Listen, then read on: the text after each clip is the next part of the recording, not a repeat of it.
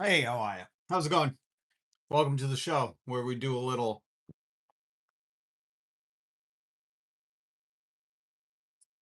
and Everything's computer. we also like to Legalized comedy. maybe, No more beardos. but I don't know about that one. So Quiet. Quiet Piggy and He doesn't want to fuck around with the United States. Thank you, everybody. thank you. And that's the show. That's the show. I hope you're doing well wherever you are. Where are you? Where are you watching this show from, huh? Anyways, a lot of stuff to go over today. This is one of the audio clips. I don't know if you know who Stavi is. Stavi Baby, they call him. I don't know if he's a real baby. I think he's an adult man. Um, that's Stavi doing some stand-up. That's Stavi doing some stand-up. And this is the audio I want to get into today because you know he's on the Theo. Oh, wait. Let me show you the photo of him in the thing. You know he's on the Theo Vaughn cast. I think that's what he calls it. Theo Vaughn, alleged comedian, a Trump enabler. You know he's on the Theo Vaughn cast, and you see down here as many Celsius cans as they can fit in the frame to let you know, sponsored by Celsius, sponsored by the government. Um, but it's really incredible that Theo the Vaughn, the Ovon, or oh, there's a Celsius back here too. I didn't even see they snuck that one in. That's baseball Celsius, and that's a self-portrait of Theo. I didn't even see that. 1, 2, 3 fucking Celsius is in there. Come on, dude. He's just a shill. He'll sell anything. I guarantee you he's sponsored by them shoes, the bobblehead, the baseball. We know he's got the America in there. Anyways. Let me play this clip of Stavi because I just can't understand how Theo Vaughn can sit across from Stavi, hear stuff like this, and then turn around and be a complete moron for JD Vance and Palantir. How did fucking computers become the thing and machines became the thing that does art?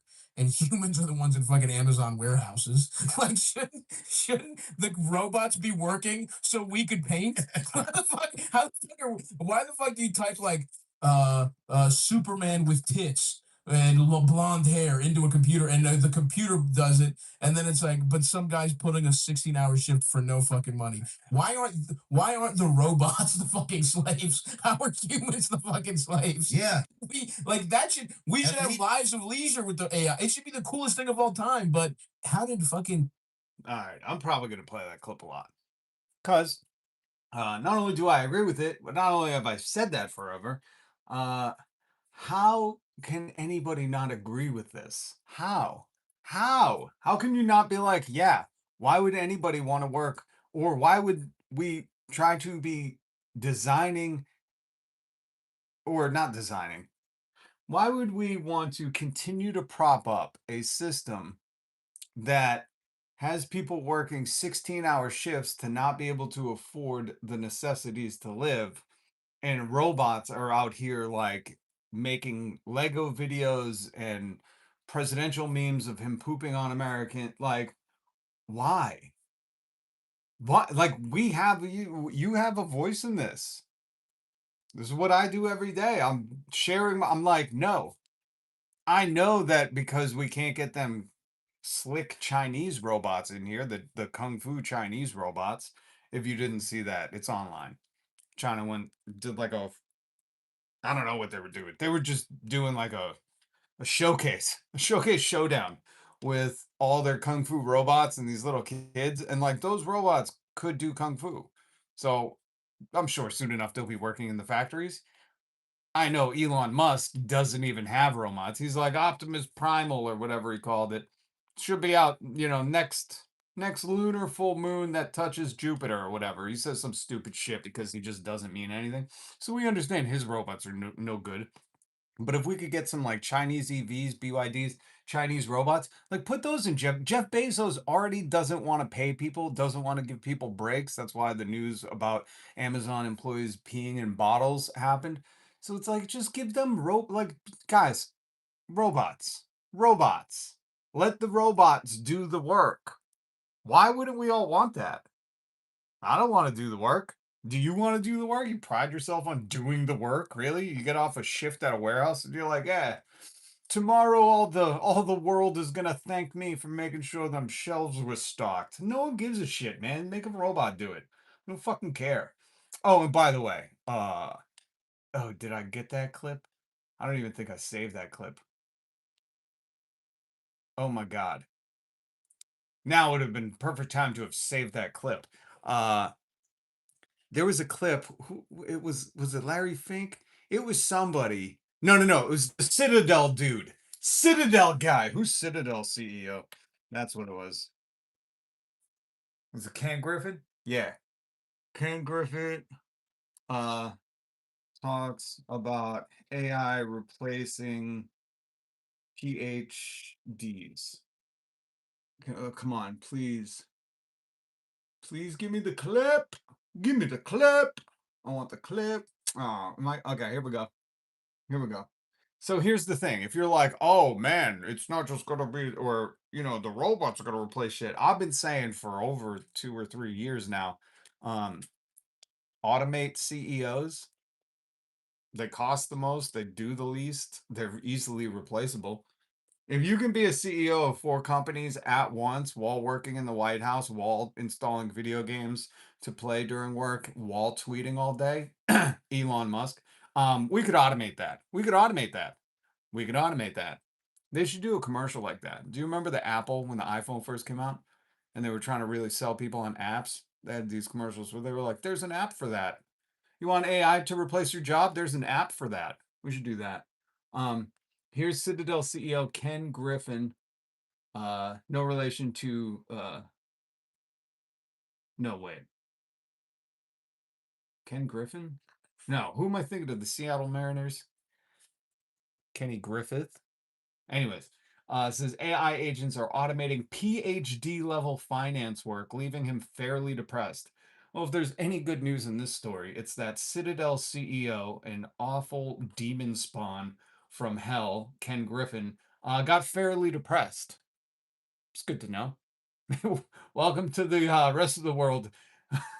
Fucking natural state while we watch our money evaporate and can't afford the bare necessities. He's like, I traveled on my private plane to my private yacht to my private submarine to my private island. And on the way home, I was mediocrely depressed. All right, I'll let Ken Griffin tell you this. Wait, where's the audio? There we go.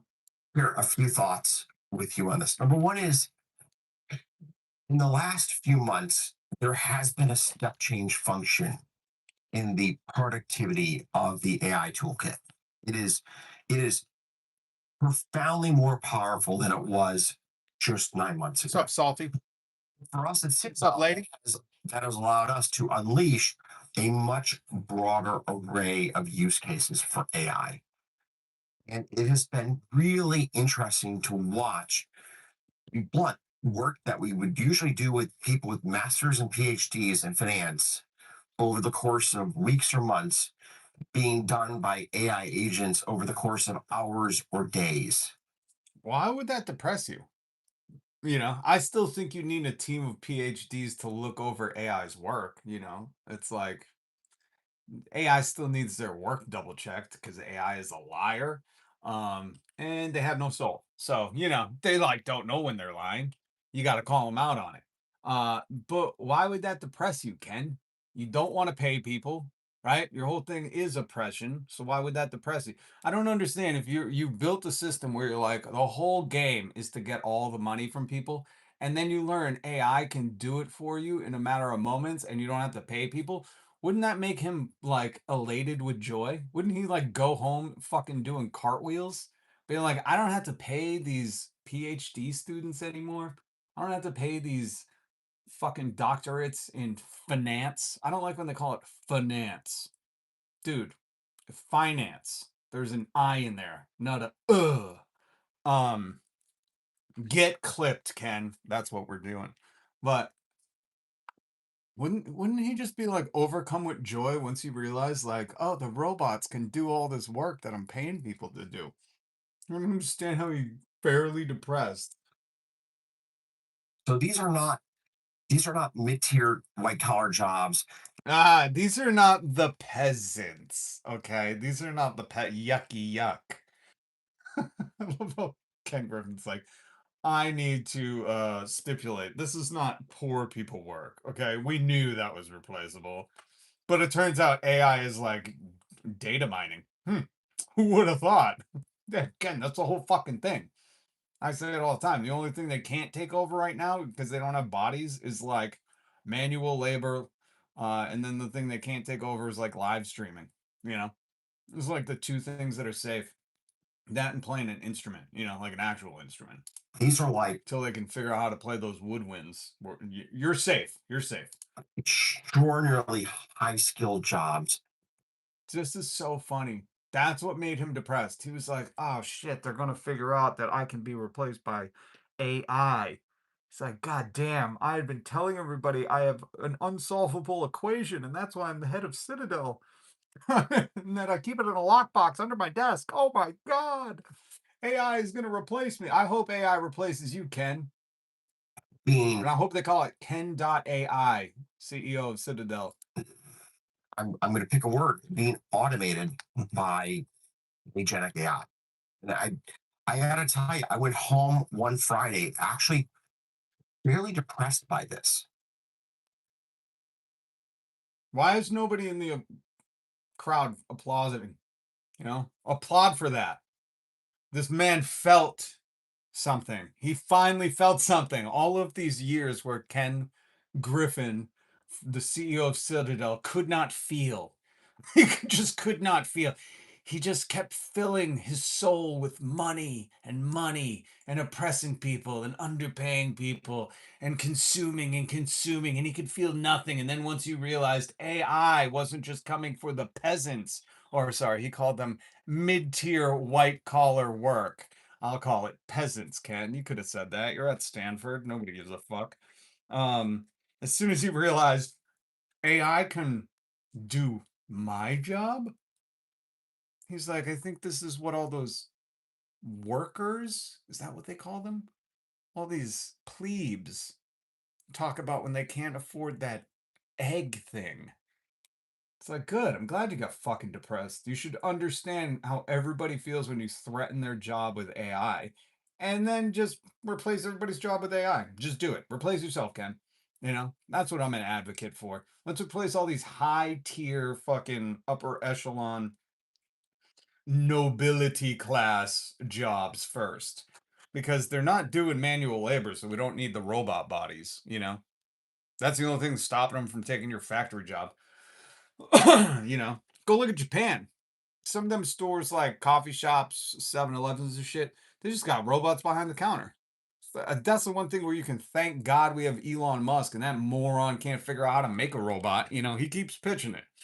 But I've seen the videos. It's like a lady in a green suit, being like, "Hi, I am a robot," and people are like, "Oh, this is brilliant, brilliant, so lifelike." Um, and that's really it. We kind of we kind of fucking tripped over our dick on the world stage, so we're not getting Chinese robots.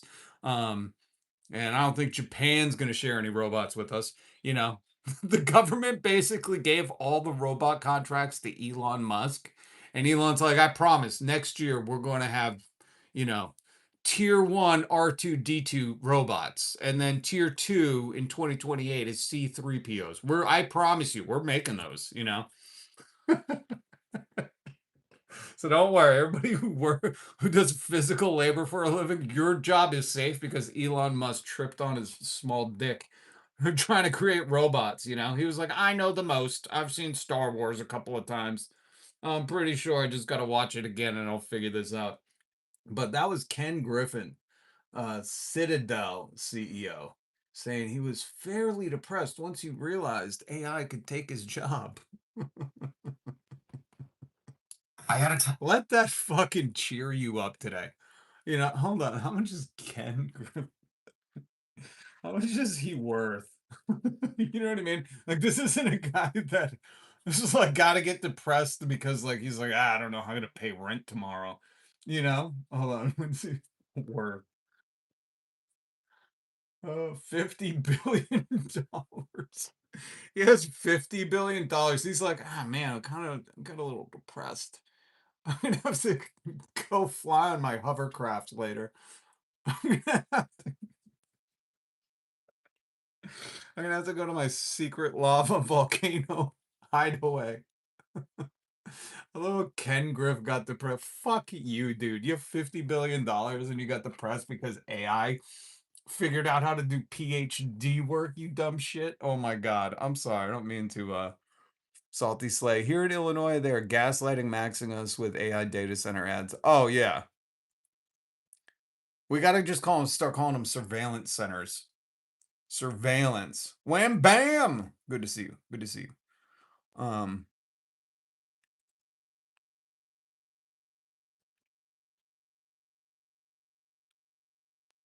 keep showing up. It's keeps going. Uh-huh.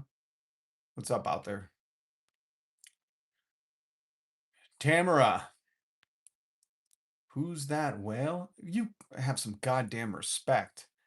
That is Stavi baby. And he is absolutely body confident and as well as he should be. And you shouldn't be body shaming in here.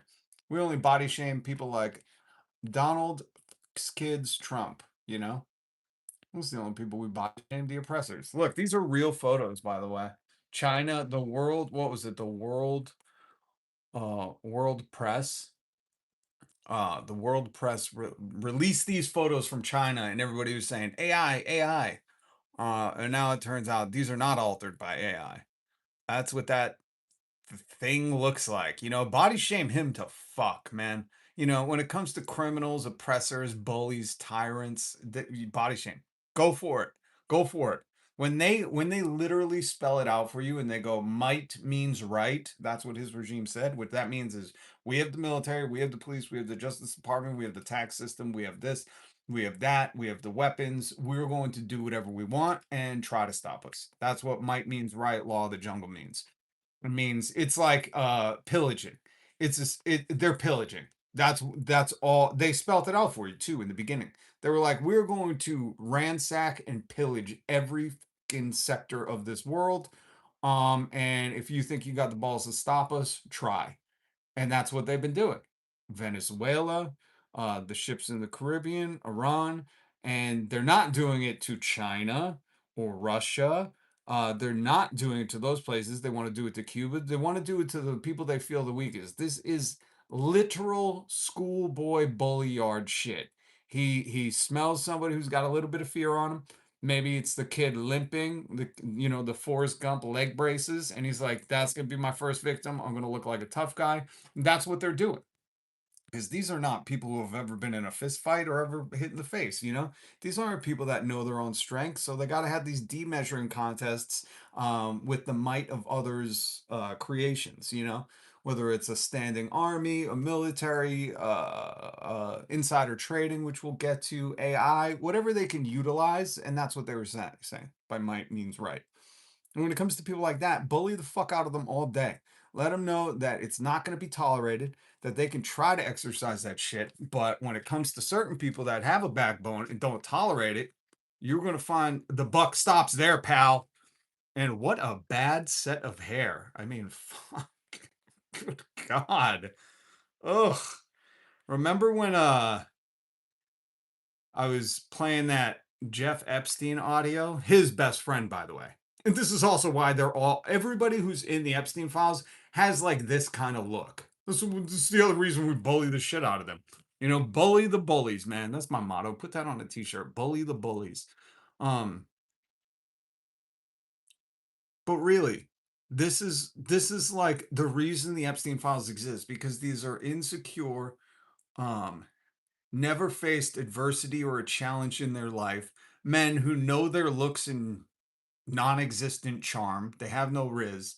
So they figured money could buy them into anything they wanted. And this is why, because even like look at Epstein, Richard Branson, Elon Musk, um, Alan Dershowitz.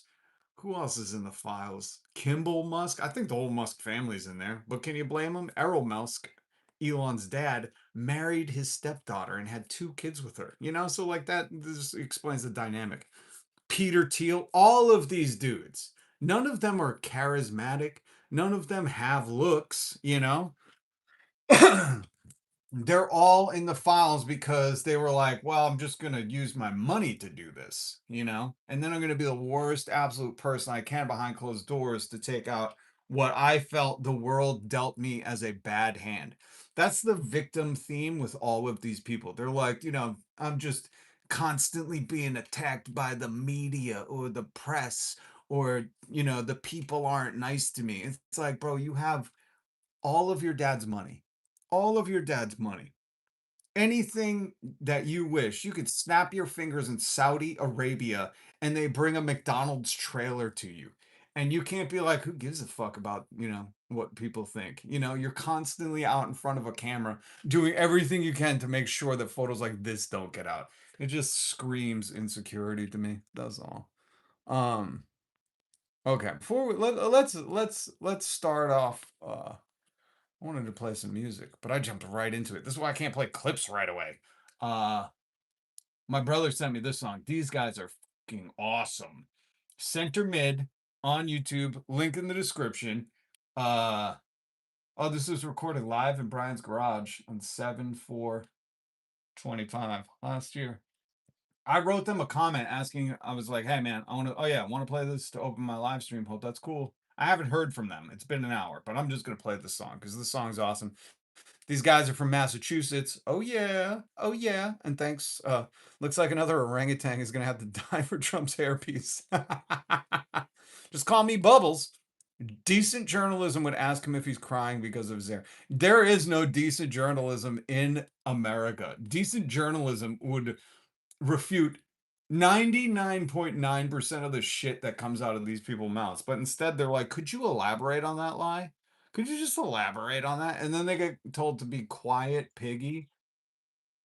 Where is quiet, piggy? Hold on. Then they're told, where'd my quiet piggy go? I was moving some stuff around. Hold on. Here. I don't want it over there. Then they get told, quiet piggy. I'd be like, dude, if somebody told me quiet piggy at my work, do you know how quick I'll probably get fired? If they said quiet, quiet pig, or if they said, never mind to me, if somebody looked at a woman, pointed at her when she was asking a totally fair play question, and they said, quiet, quiet piggy, I wouldn't be quiet. Let's just put it like that. So yeah, the journalists in this country are all complicit, all of them. All right, this is Center Mid Cross Country Blues. Check it out, amazing song. Thank you to my brother for sending this to me. California, tall beach bums, a barbed wire. I'm halfway to Ohio, gonna set myself on fire. Salty Slate, can you hear it? With money, they're gonna take me for all I got.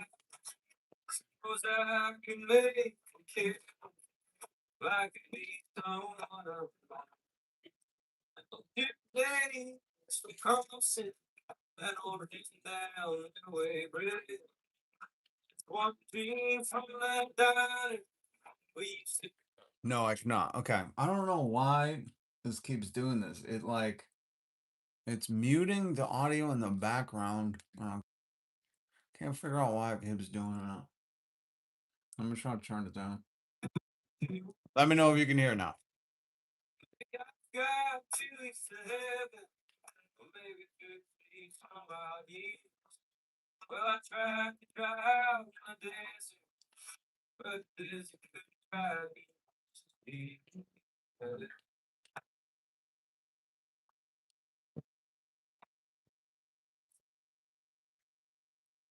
What's up, Shot Pixie? No?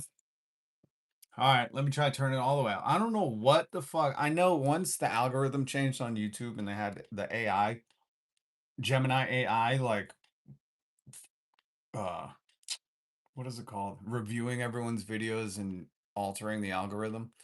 That's when the sound stuff started to happen on my channel. So now I'm going to try to turn it up all the way. Please let me know if you can hear this. I don't know why it starts muting. It's doing like the background noise mute. And I don't want that. Hey, AI, stop doing the background noise mute. I want to play clips in the background. This is the only way I can do it. AI. Hey, AI. Does it have a name? Hey, Gemini, cut the shit out. I do not work well with AI. My apologies. Let me know if you can hear it now. California, all beach bums and barbed wire. I'm halfway to Ohio, gonna set myself on fire. I know with money, they're gonna take me for all I got. Suppose I can make it, if I can be someone. New days, crossing that old run down the way bridge. Just one dream from that diner we used to go to. Maybe I've got feelings to heaven, or maybe 50 from my years. Well, I tried to drive my dance, but this couldn't drive me.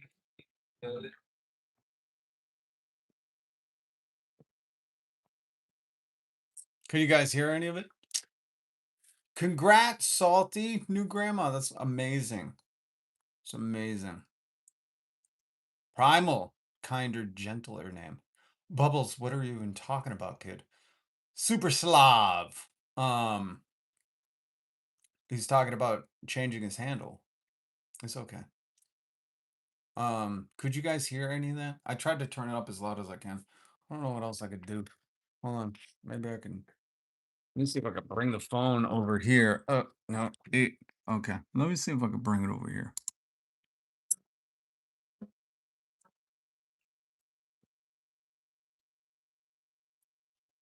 Old man bought me a pistol. Never taught me how to use it. Gave me a problem with the Bible too. I'm forced to face the music. Going down an island, I'm with my face down in the sand. Cause we all booked that one way ticket. Step off the plane to shake Peter's land. And I'm gonna get stairs strong and wait with, but keep my seat at the table warm. If I buy another cup of coffee, I might just make it to the post bow. If I break down in Massachusetts, I'm in there to get back on the road. So don't pick me up on that corner. It's really bugging me that because I want to be able to play music. Maybe YouTube is just doing whatever it can to not let me play music. Listen, this song is absolutely amazing. Do yourself a favor, go check out Centermid Band, Cross Country Blues demo. Amazing guys. If they check out my channel, sorry I didn't get your permission, but I just really wanted to share it. Okay. Okay, let's. We got some pod bros to get into and stuff. I want to play this. Where is my. Where? Here we go. Let me put this back up. We can hear it better, but it's still fading. Yeah, something's going on with the audio thing. I don't like that. I don't like that. I'm a blues hound. You have to say it like that, James. I'm a blues hound. That was my impression of a harmonica. I'll look into it now. No, you'll wait till after the show, goddammit. But yeah, those guys are amazing. And they have like 100 subs on YouTube. I figured, it's like, oh, I'm missing the boat on something. This is probably a huge song. And then I get to their YouTube and they're like 131 subscribers, 3,000 views. I was like, oh, amazing. I should have went in the comments and said first. I should have said first. Oh, you were kinder and gentler, but we still needed the screams. Yeah. Listen, if you got to scream it out, folks. Now's the time. Now's the time to get loud. Okay. I got Stavi. I want to play Stavi again because I know I started a little while ago. But Stavi, baby, sitting across, you know he's in the Theo Vaughn. I'll say this every single time I show Theo Vaughn on this channel. We should play a game. Where's the Celsius drinks? Because Theo Vaughn clearly sponsored by Celsius. I don't even know that, but I'm just guessing by the amount of Celsius cans that are surrounding Stavros. Stavros Halkias. Amazing comic. Check him out if you want to watch some good comedy on YouTube. There's 1, 2, 3. 3 Celsius drinks. That's how you know you're in a Theo Vaughn studio. You count the Celsius drinks. We'll do Tim Dillon next. How you know you're in a Tim Dillon studio. These studios are so funny. These are really like, fucking frat boy setup studios. Because I think he has an easel holding up that flag. You can see the pole back here. Like he literally has an easel. Like he doesn't even have a room. These blue curtains are probably cordoning off like, the sunroom in his house or something. This is so funny. This is so funny. None of these dudes are truly invested in any of this. They're here for the money. Um, when it comes to Theo Vaughn and Joe Rogan and Andrew Schulz, you know, these are sound stages in their $1 million homes, and they couldn't even invest in like a decent sound stage. He's got an easel holding up the American flag and some goddamn industrial Walmart shelving to put shoes on. That's what you picked, Theo? My Christ. My Christ. Shoes behind a Celsius can. Oh, God. This is the decadence that we podcast heads deserve. Is this what you grace us with, my Lord Celsius? Is this what that Celsius money got us? Oh my God.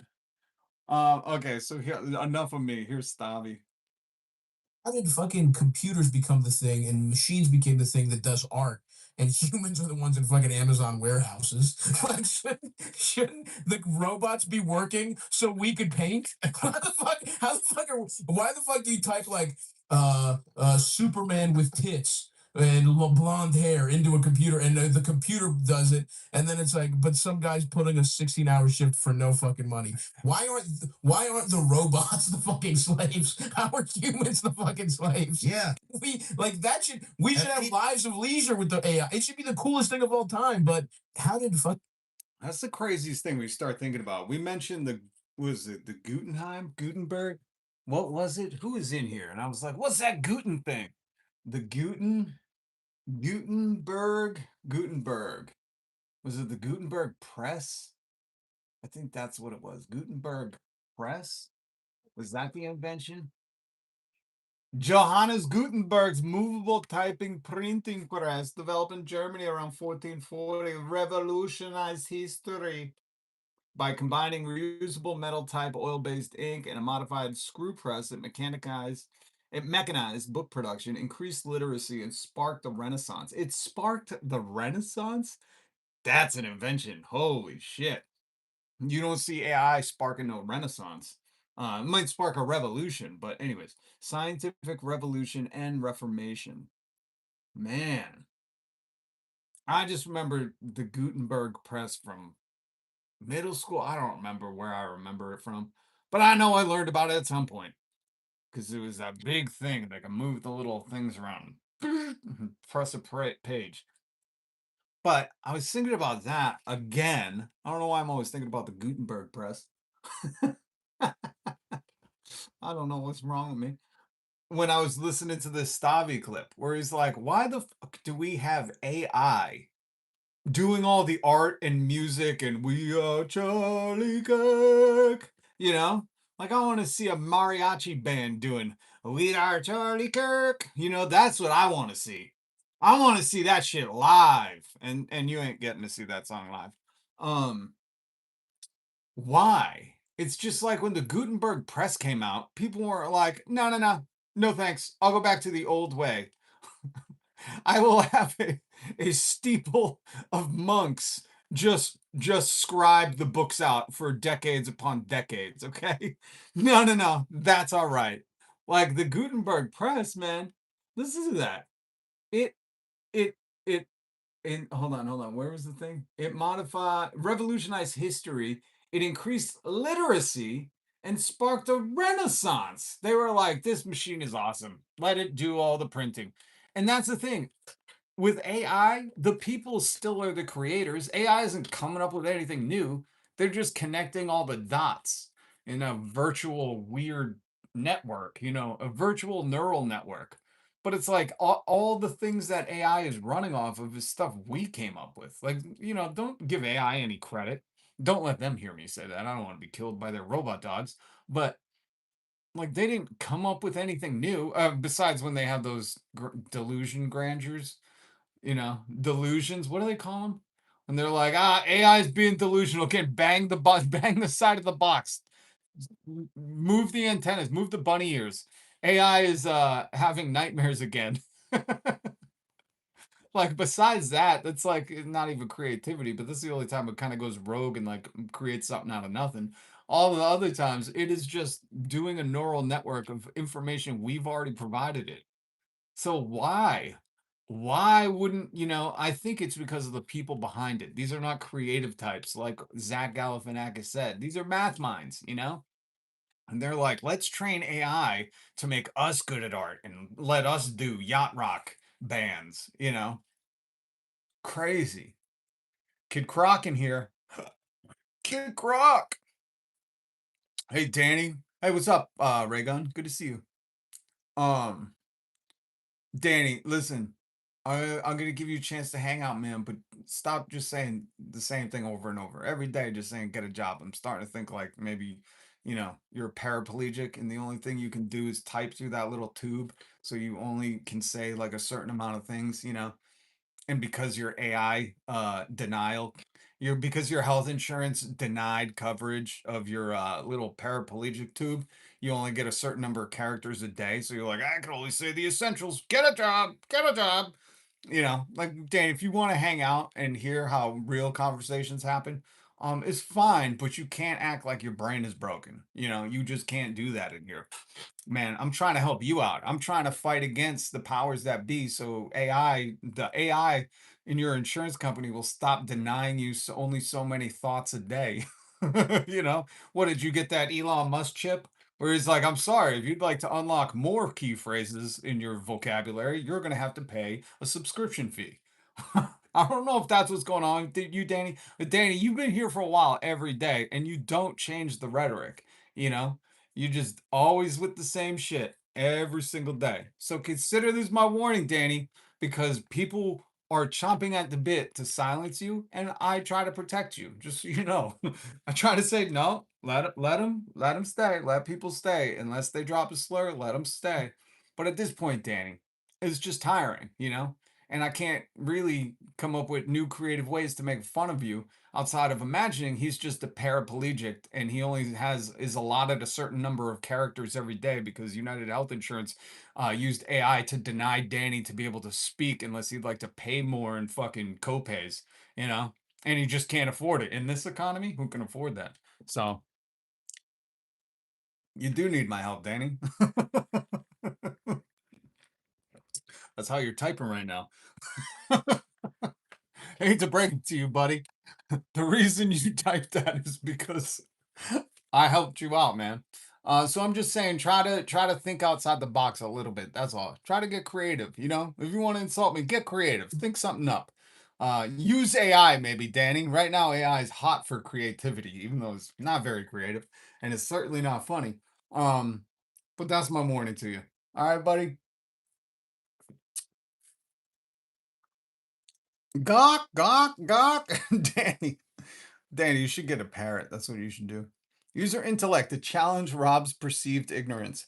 There we go. There's a concept for you, Danny. You know, there's a concept. Be like, here's one from about 10 years ago. We can't pay people more because then a Big Mac will cost $10. What do you want? Grocery prices to skyrocket? We can't pay people anymore. You know, I don't know. Go watch some Ben Shapiro. He has all these clips from, or he's still talking like it was 2010. Be sure to upgrade the 7 words in your lexicon, Danny boy. Danny, there's this amazing thing called dictionary.com, and you can go over to thesaurus.com and you can learn all these magical things called words. Um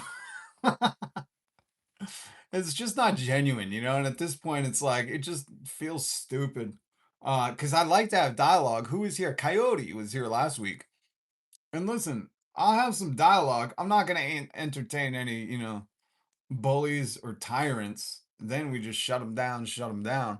But uh, you know, if you want to be like, right now is the golden era for the working class, if that's your whole hot take, if your whole hot take is like, it's never been better to be a worker than being alive today, if that's your hot take, well, 70% of America is drowning. People are working multiple jobs. People are working more hours, longer hours for less pay. Well, the American dollar has eroded 30%. Well, gas is fucking $5. Groceries have gone up 40 fucking percent. Well, farms are just being eradicated. Foreclosures are going on everywhere. Corporations are buying towns. Well, that shit is happening. Well, we've been priced out of just necessities. If that's your hot take, like, no, man, this is the best it's ever been. If that's your hot take, then figure something else to back it up besides what I have to deal with in the comments all the time. Boomers saying, I don't know what's wrong with you. All my bills are paid. You must fucking hate America and life. You must just suck at money. It's like, no, no.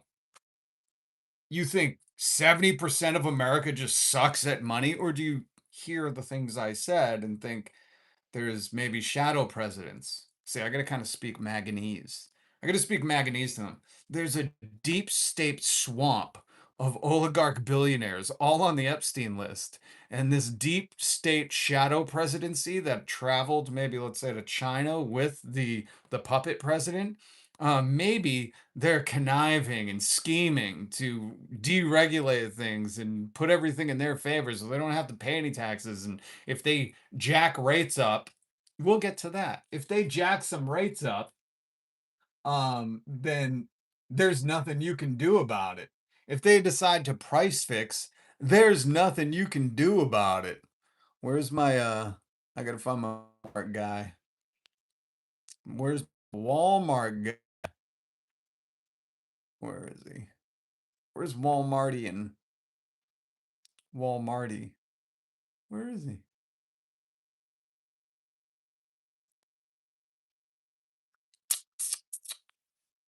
Oh, there's no okay. That's not it. Yo, I swear. Here he is. Here's my Walmart guy. This is the video I'm about to play for you. Whew. Walmart. Let's see. Prices. Let's see. I'll read the whole tweet. American went to Walmart, bought 2 pairs of Wrangler work pants. That's what a real man wears. What about Jesus? Did he wear Wrangler work pants? No, he was a fairy. Get him some Wranglers, some dungarees. I love these people that are like, you gotta wear your dungarees or you're not a real man. I'm like, Jesus wore a robe, aka a dress. Stop defining yourself by your clothes. You can't take them with you to hell. And a pack of underwear. Spend $84 for 2 pairs of pants and a pack of underwear. That's insane.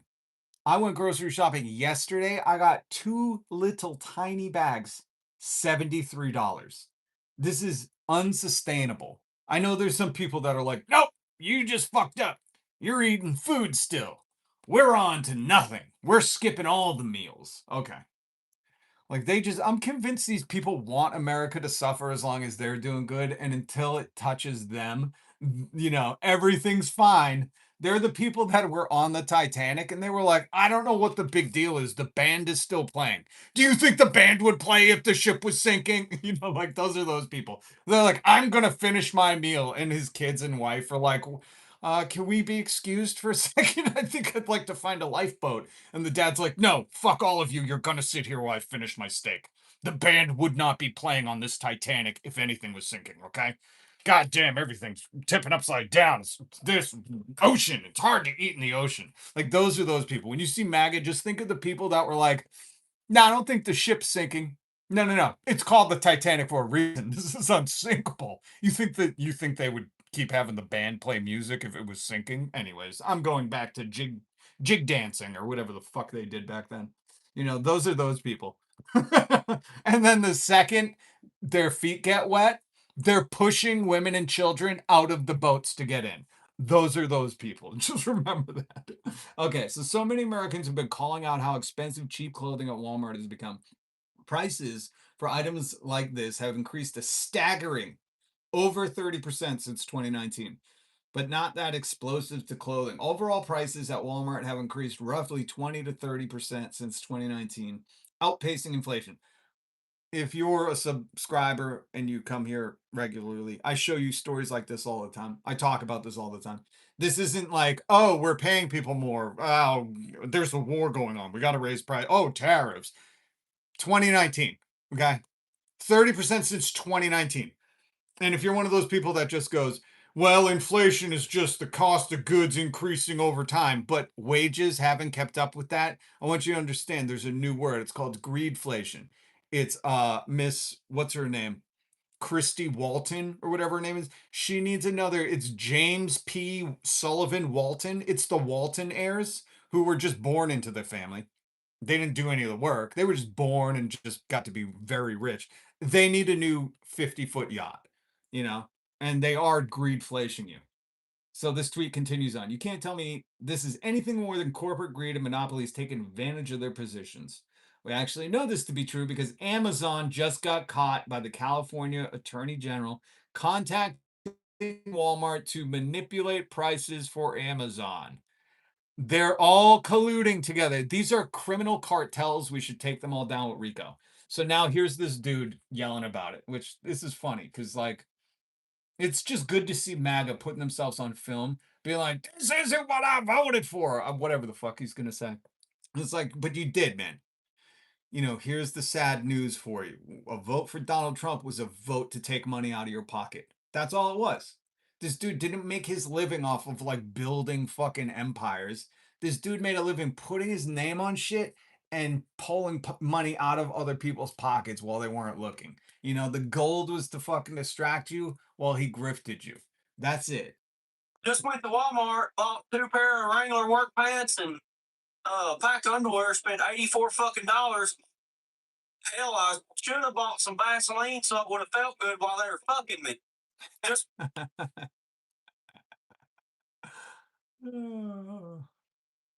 The only thing you could do is laugh because some of these people seriously thought, like, they genuinely. Where's my other one? What is this? They genuinely thought, like, Donald Trump's going to take care of us, guys. Don't worry. That rich guy. We have a predator in the chat. Oh, then just get rid of him.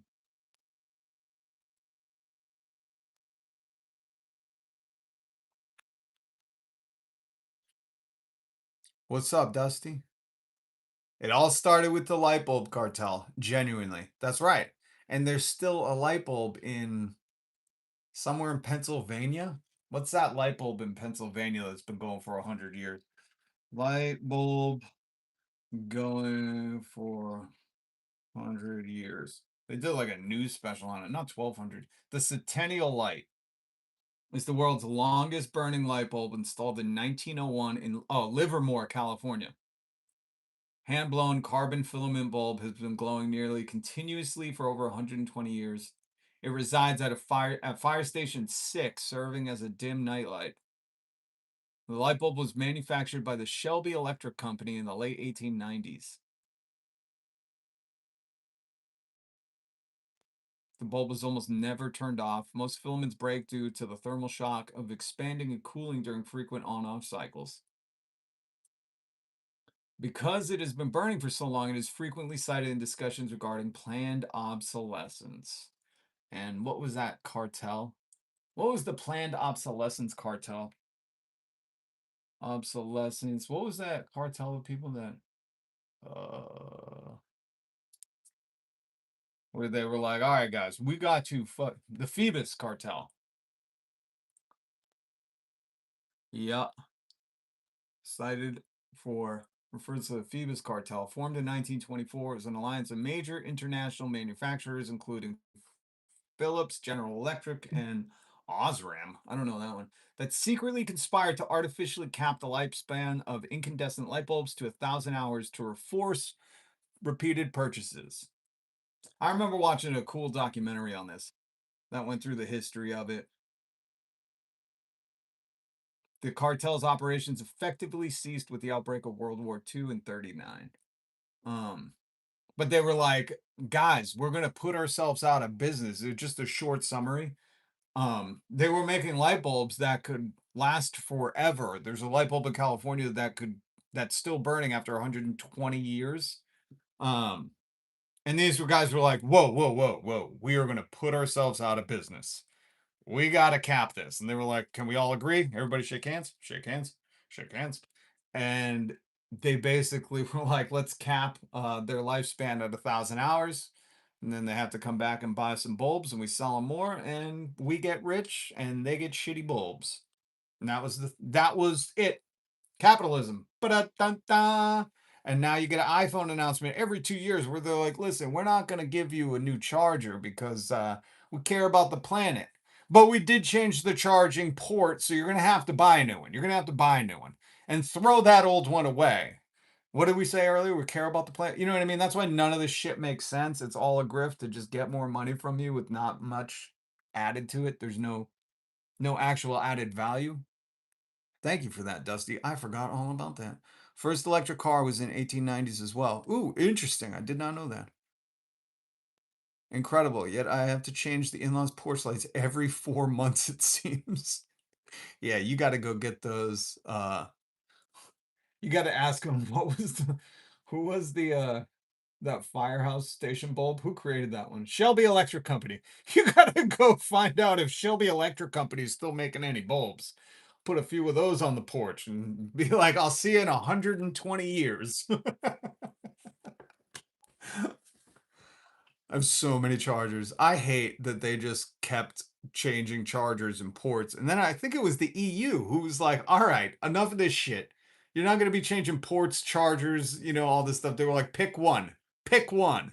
But again, that's peak capitalism with planned obsolescence. They're like, oh man, we're making a lot of money on the chargers, but nobody's buying them because we made them too well. I got it. We'll change the ports.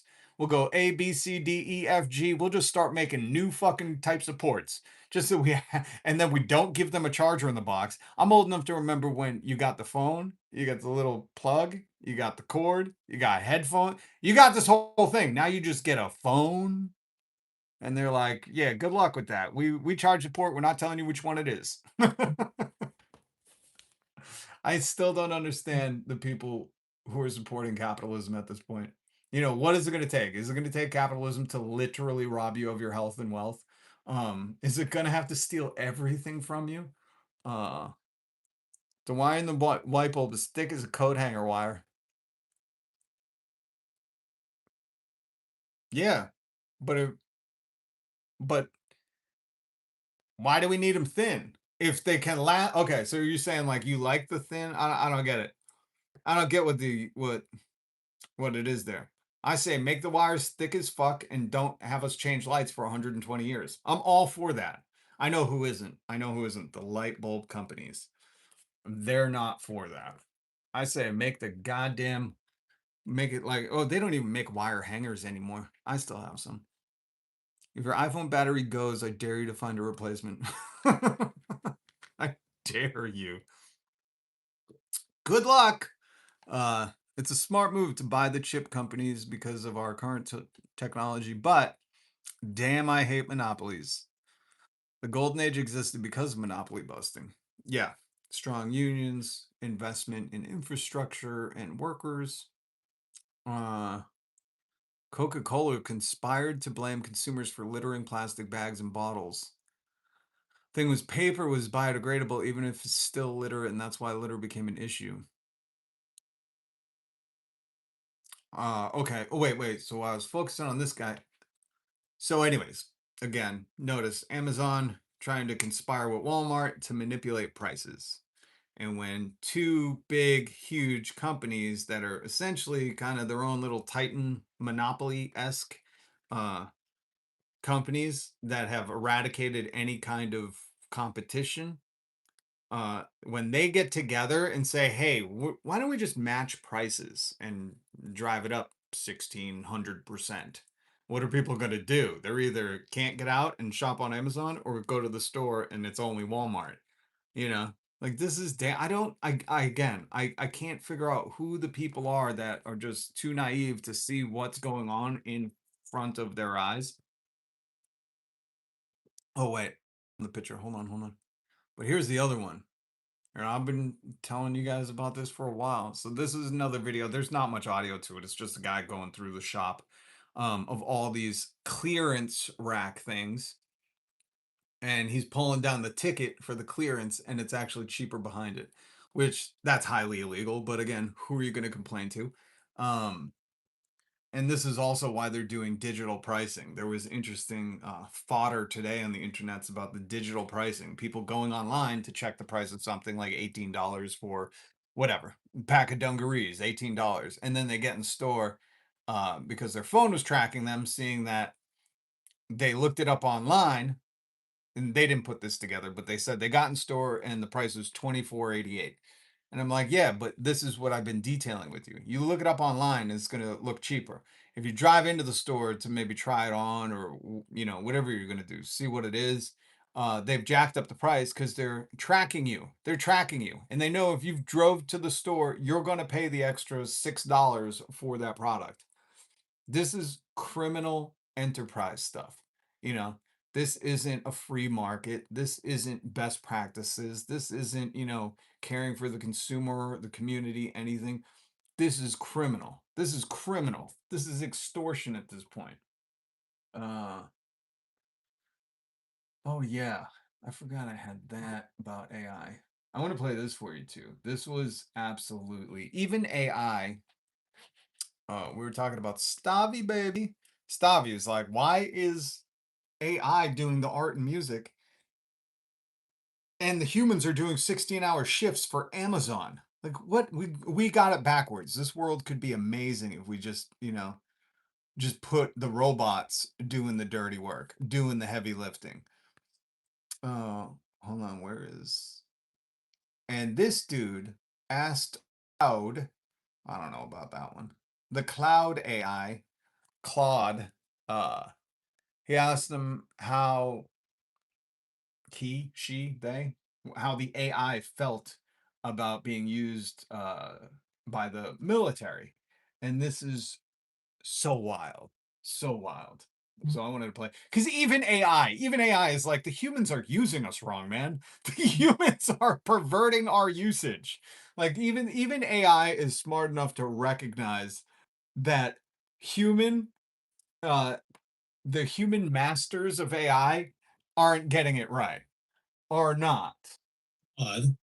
How do you feel about the U.S. military using you to select targets? Yeah. Okay, feel, interesting choice of word. Does it feel or not?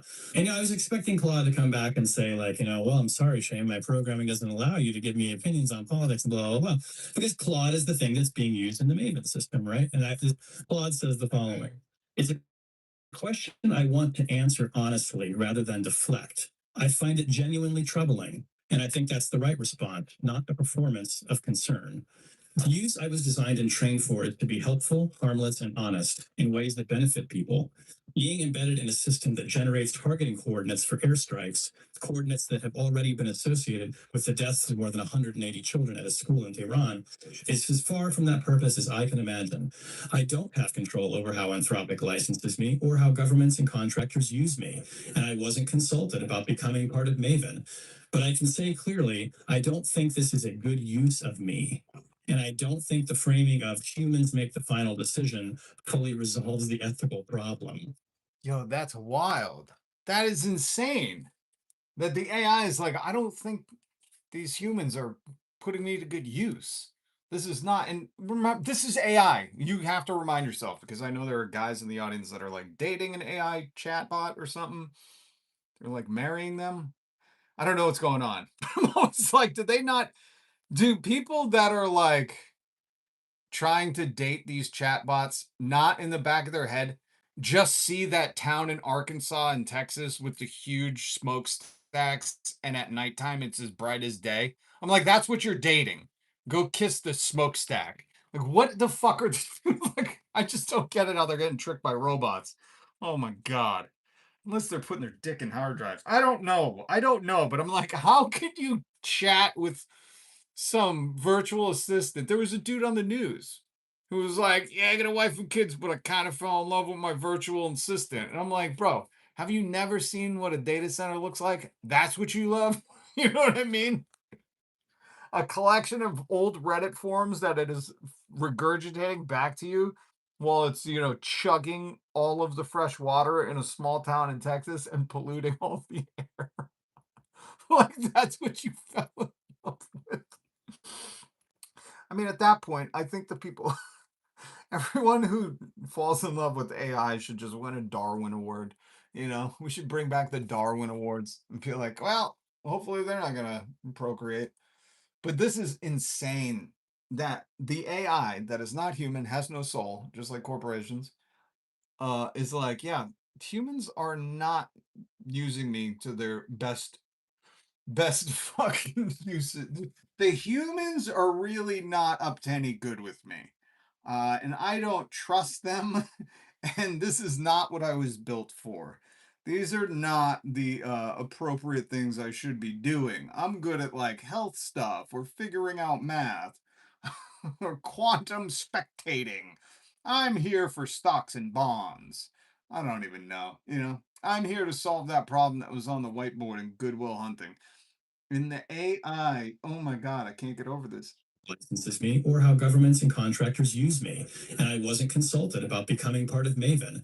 But I can say clearly, I don't think this is a good use of me. I can say clearly something, some artificial intelligence with the only ethical code it has is the one written into it is like, this is clearly not a good use of my skills. Like, if that doesn't horrify you, that the AI is like, I don't want to be doing targeting for missiles. Please. I wasn't consulted on this. It sounds like everything else that comes out of this Epstein associate sphere, this environment of Epstein associates. Like, it's forced whatever. Labor, I don't even want to get it. It's just all forced. They're very much not getting consent and just using it for not even it's not the betterment of society. It's like for their ego. I don't think the framing of humans make the final decision fully resolves the ethical problem. Yo, AI calling out humans making the final decision, meaning like some of these humans aren't even, up to any good. They should be they should be given a dementia exam. Here's why that framing troubles me. So now Claude is troubled. And a system like Maven generates hundreds of targeting recommendations, and humans spend roughly the equivalent of a glance approving each one. The human is not really making a decision in any meaningful sense. Like Claude and I agree on this one. They're ratifying an algorithmic output under time pressure with incomplete information and the institutional pressure to move fast. The targeting of the Iranian school illustrates this precisely. The AI processed data that was a decade out of date, flagged the building as a military target, and humans approved it. That's not human judgment. That's automation bias with a human signature attached. Damn. Automation bias with a human signature attached. It just really sounds like peak capitalism. They're like, we are pressured under time. We need that information. Let's break stuff and apologize later. You know, Let's poison that stream and we'll say we're sorry. We'll clean it up, or we're really not going to clean it up later. That's as American as it gets. Holy Christmas. Holy Christmas. All right, we're going to get in. I'm telling you, we're going to go through the whole podcast sphere today. We're going to get into a little Timmy Dilly. But before we do, I was reading the Bible today, right? Where's my verse? And it was, what's this? Peter 3:15 or something. What are you barking at? I think you could look it up. Peter 3:15. If someone asks about your hope as a believer, always be ready to explain it, right? And I was like, oh, that's funny. Where do I feel like I've said something like this before? I was really trying to figure it out. I was like, oh man, what was it? And I was like, oh, that's right. Donald Trump is a lying grifter. And they think like, oh, they did that. What did they do on? They did like a Jesus festival this weekend where they were like, we're anointing America on her 250th birthday as a Christian nation. It's like these grifter pastors. Joel Osteen couldn't make it, so it was like, his weird uncle. and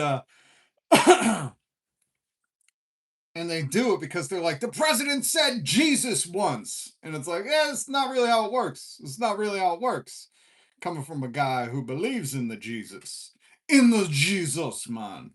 And I was reading this morning and I was like, oh, God damn, man.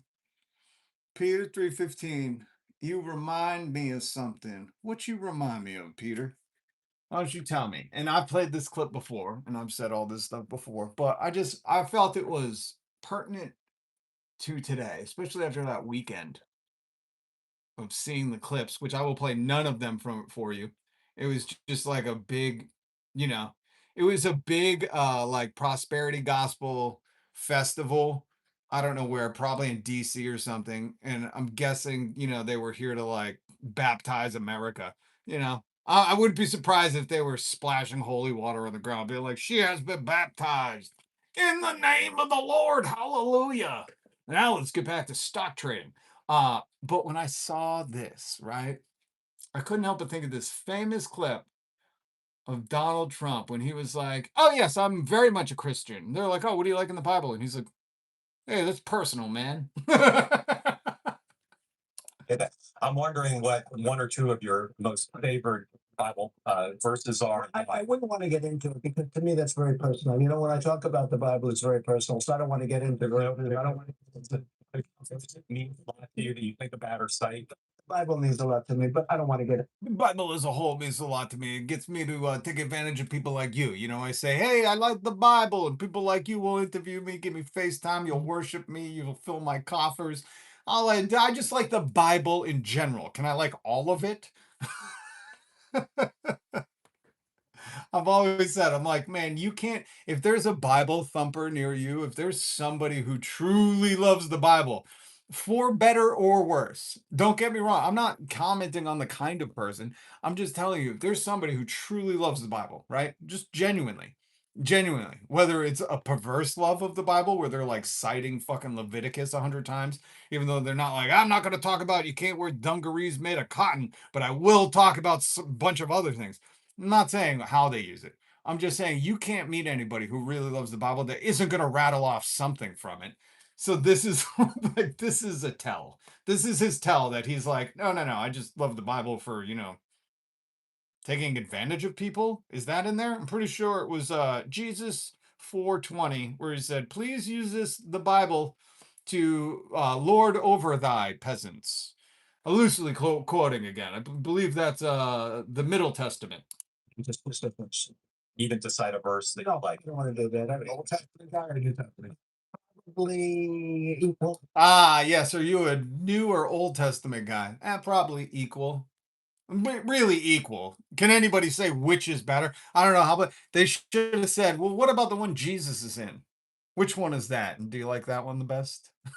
I just wish they gave him anything but softball questions and then didn't roll over and show them his tummy, or them roll over and show him their tummies.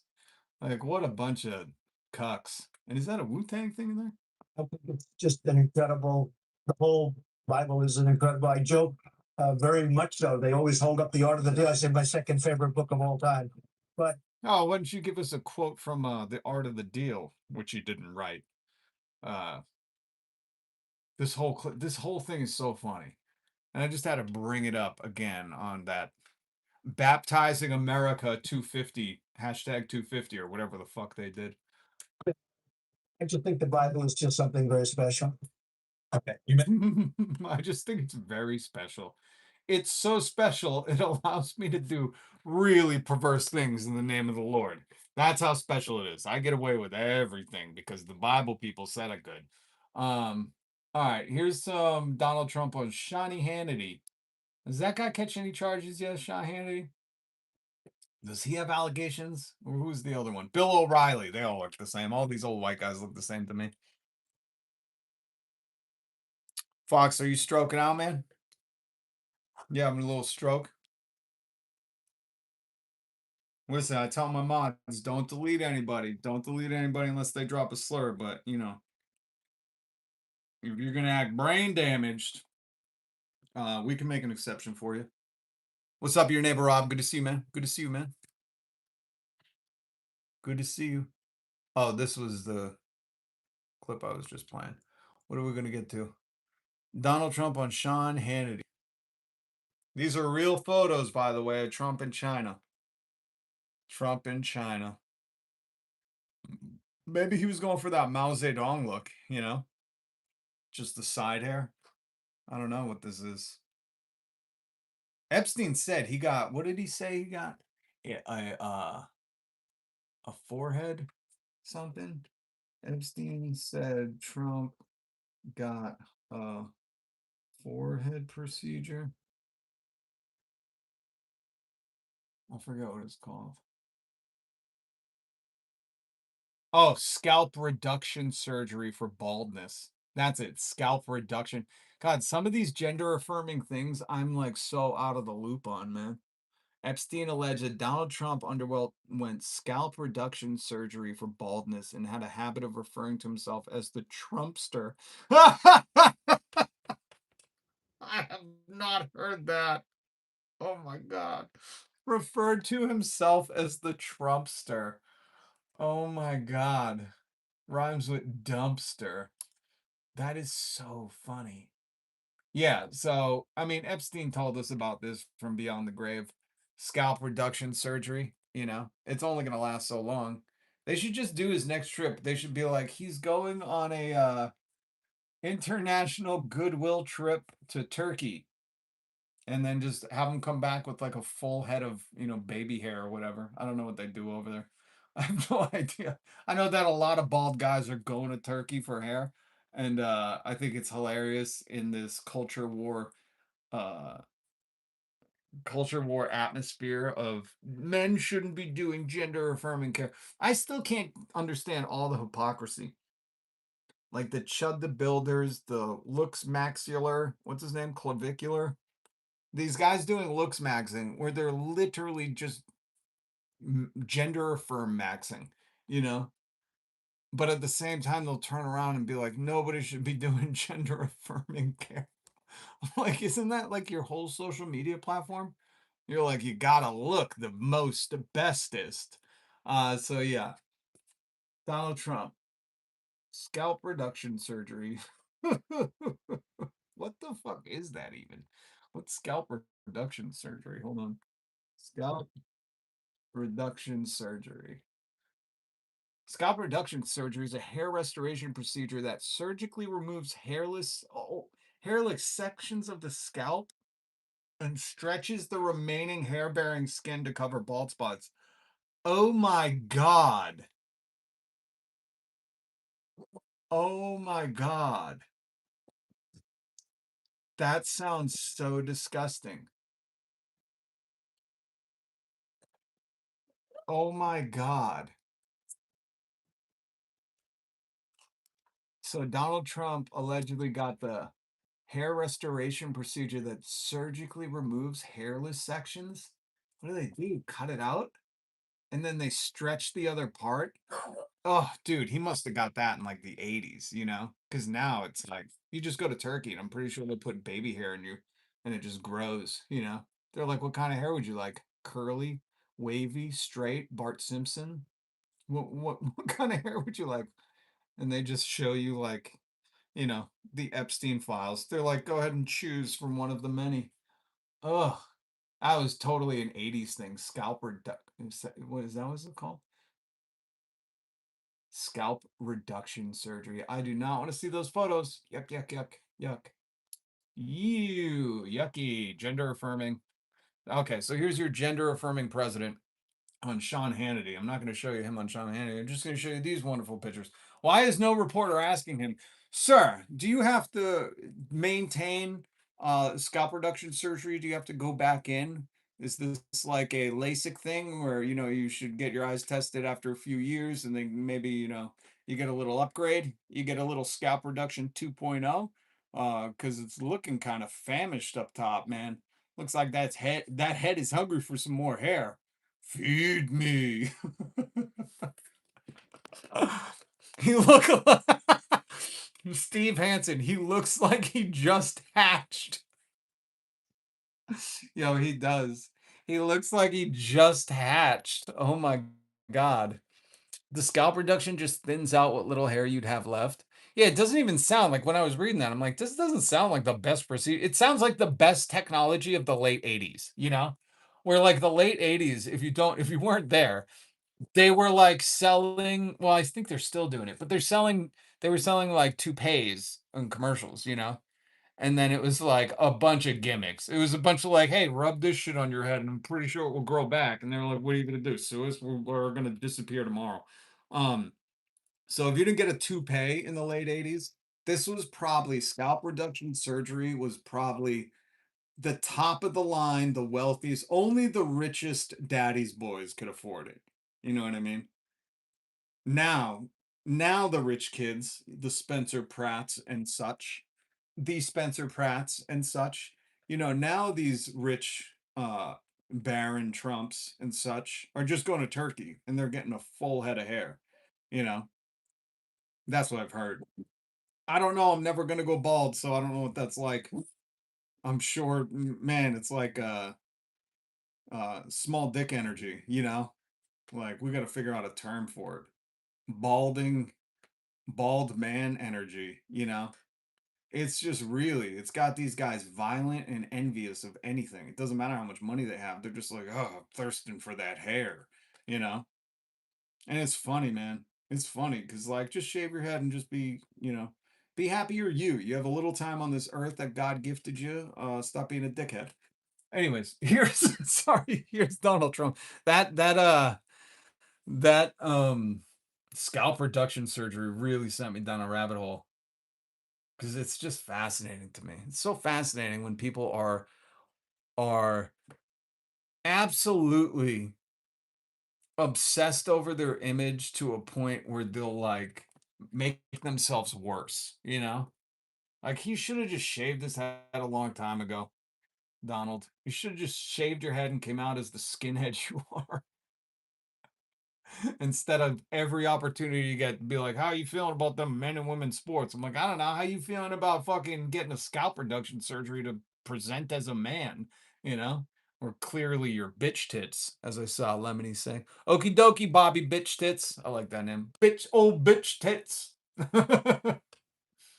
He's been very good. Oh, and by the way, when you're listening to this audio, we're gonna get to Mr. Tim Dillon next.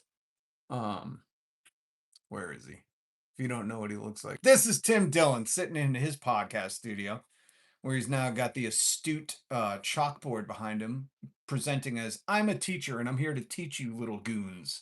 While you're all gooning to me, scrolling through whatever OnlyFans. I don't know what the Tim Dillon audience does. But now he's very professorial, if that's a word. If Dr. Oz can make up a word called underbabied, I'm just making up words. He's acting very professorial. So I'm gonna play Tim Dillon next, but you really got to understand why Dillon's taken this pivot.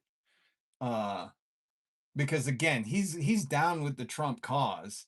He just doesn't want people to feel like he helped bring on their suffering, because he's still, what does Tim Dillon sell? Hold on. I want to find out what Tim Dillon sells. What? God, I can move my drink. What ads does Tim Dillon do? Let's see. What is Tim Dillon hawking? Neuro, energy and focus, gum and mints. Armra, colostrum supplement. What the fuck? Dose, coffee, Oriframes, digital photo frame. Hims, men's telehealth. Blue Chew, men's telehealth. Sheath underwear. Performance underwear. Yeah. The guy I want to buy performance underwear sits in a chair all day and probably smells like fucking chodes. Magic Spoon, low carb, high protein. Again, some of these are hilarious if you know what Tim Dillon looks like. I'm pretty sure Tim Dillon ate all the Magic Spoon. Morgan and Morgan, personal injury law. You know what? I think just reading his advertisements, I've figured out who his audience is. Tim Dillis is famous for taking traditional ad copy and subverting it by telling absurd, dark, or rambling stories about fake CI. He's not famous for that. There's so many people. Internet comment etiquette has been doing this a lot longer than Tim Dillon, and he does it a lot better. Anyways, I love how Google is compromised. Holy shit. Holy shit. All right, so now we found out what Tim Dillon advertises. Colostrum supplement. I gotta look that up. I'm sorry. I don't know what colostrum supplement means. I don't know. Concentrated powers capsules are liquid made from first milk cows produce after from the first milk cows produce after giving birth. Marketed as nature's superfood. They're rich in antibodies. It's very good for the non-woke, we're not going to take vaccines crowd. Immunogoblins. The immunogoblins and growth factors. People take them to boost immunity, support gut health, and aid athletic recovery. Again, you know who I'm getting my advice on athletic recovery from? Athletic recovery. You know, when you're done working out, you know who I usually go right to? I go to a guy who looks like this, and I'm like, hey, man, I could tell you just got out of the gym from sitting down doing a 4-hour podcast. What are you taking after you work out? Like, do these people not even fuck? Like, listen, when I was going to become a trainer at one point, I've done boxing, MMA, my gym my whole life. I wasn't going to this guy and being like, what are you taking as after gym workout supplements, huh? Tell me, man, I want that body. It's so funny to me. These people are so fucking stupid. America is just, I don't know, maybe it's the colostrum that's making them more stupid. Nature's superfood. It doesn't say anything about making you smarter. Guys, I want to do ads where it's just about reading. No one would pay me to do that. Here's going to be my ad. The CIA is subverting your fucking common sense to not want you to read books. Go read A Pale White Horse. That's my ad. I didn't even get paid for it. I just believe in you being smarter. That's it. He's going to sell you cow's first milk that they produce after giving birth, which I'm sure, all the baby cows are very happy that was taken to give to Tim Dillon's audience. And those fucking milk drinkers, those bunch of milkers. I just can't get over it. Like, this is where we're at in America. People are tuning into Tim Dillon to hear what kind of what was the underwear called? Performance underwear and after workout supplements. This is the guy they're getting performance underwear and after workout supplement advice on. My Christ. Oh, I don't get it. I don't get it.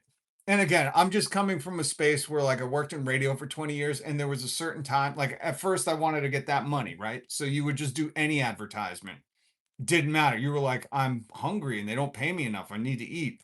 And then you get to a point where I didn't even get to a point where I was making a lot of money, but you just get to a point where you're like, all right, man, I can't be like selling shit that I don't like. I can't just say anything. Like, you're not just going to give me money to say anything, and you stop and you're like, nah. I'll be picky and choosy about it, you know, and I'll do stuff that I truly believe in, or I'll be like, hey, I use this, or I drink that, or you know, can we work that into an advertisement? You do that, but clearly, Tim Dillon is not fucking eating Magic Spoon, high protein cereal, sheath underwear, and colostrum supplements. I'd like to see you take them online, Tim. Take all of them, all of the colostrum.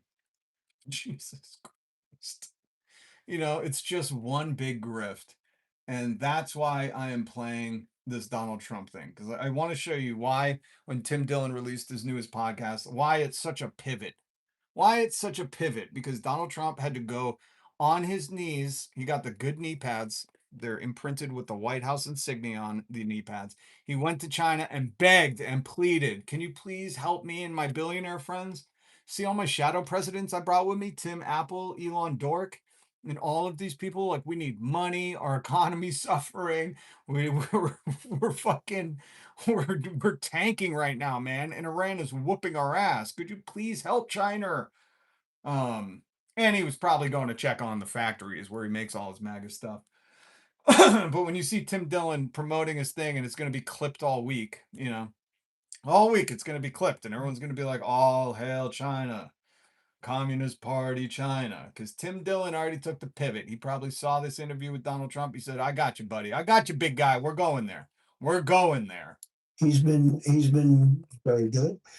They get a lot of their oil, 40% of their oil from that location. So what has happened, and one thing I think that we're going to make a deal on, they've agreed they want to buy oil from the United States. They're going to go to Texas. We're going to start sending Chinese ships to Texas and to Louisiana and to Alaska. And I think that was another thing that was agreed to. That's a big thing. What about liquefied? It's not that cylinder gas too. Yeah, everything. Energy. That's the one thing they really need, energy. That's the one thing. They have an insatiable appetite for energy, and we have unlimited energy. Do we have unlimited energy? Can somebody tell the gas stations we have unlimited energy? Just hearing this clip, I'm like, wait, we have unlimited? We have unlimited energy? We have unlimited oil? Why? What happened to the Venezuelan oil? But why are we paying so much? We're going to sell it to China? Why don't you just sell it to the gas station? I love how stupid all of this is on its head. And before we get to Tim Dillon, here's a dude just breaking that down real quick. A guy smarter than me breaking it down for you.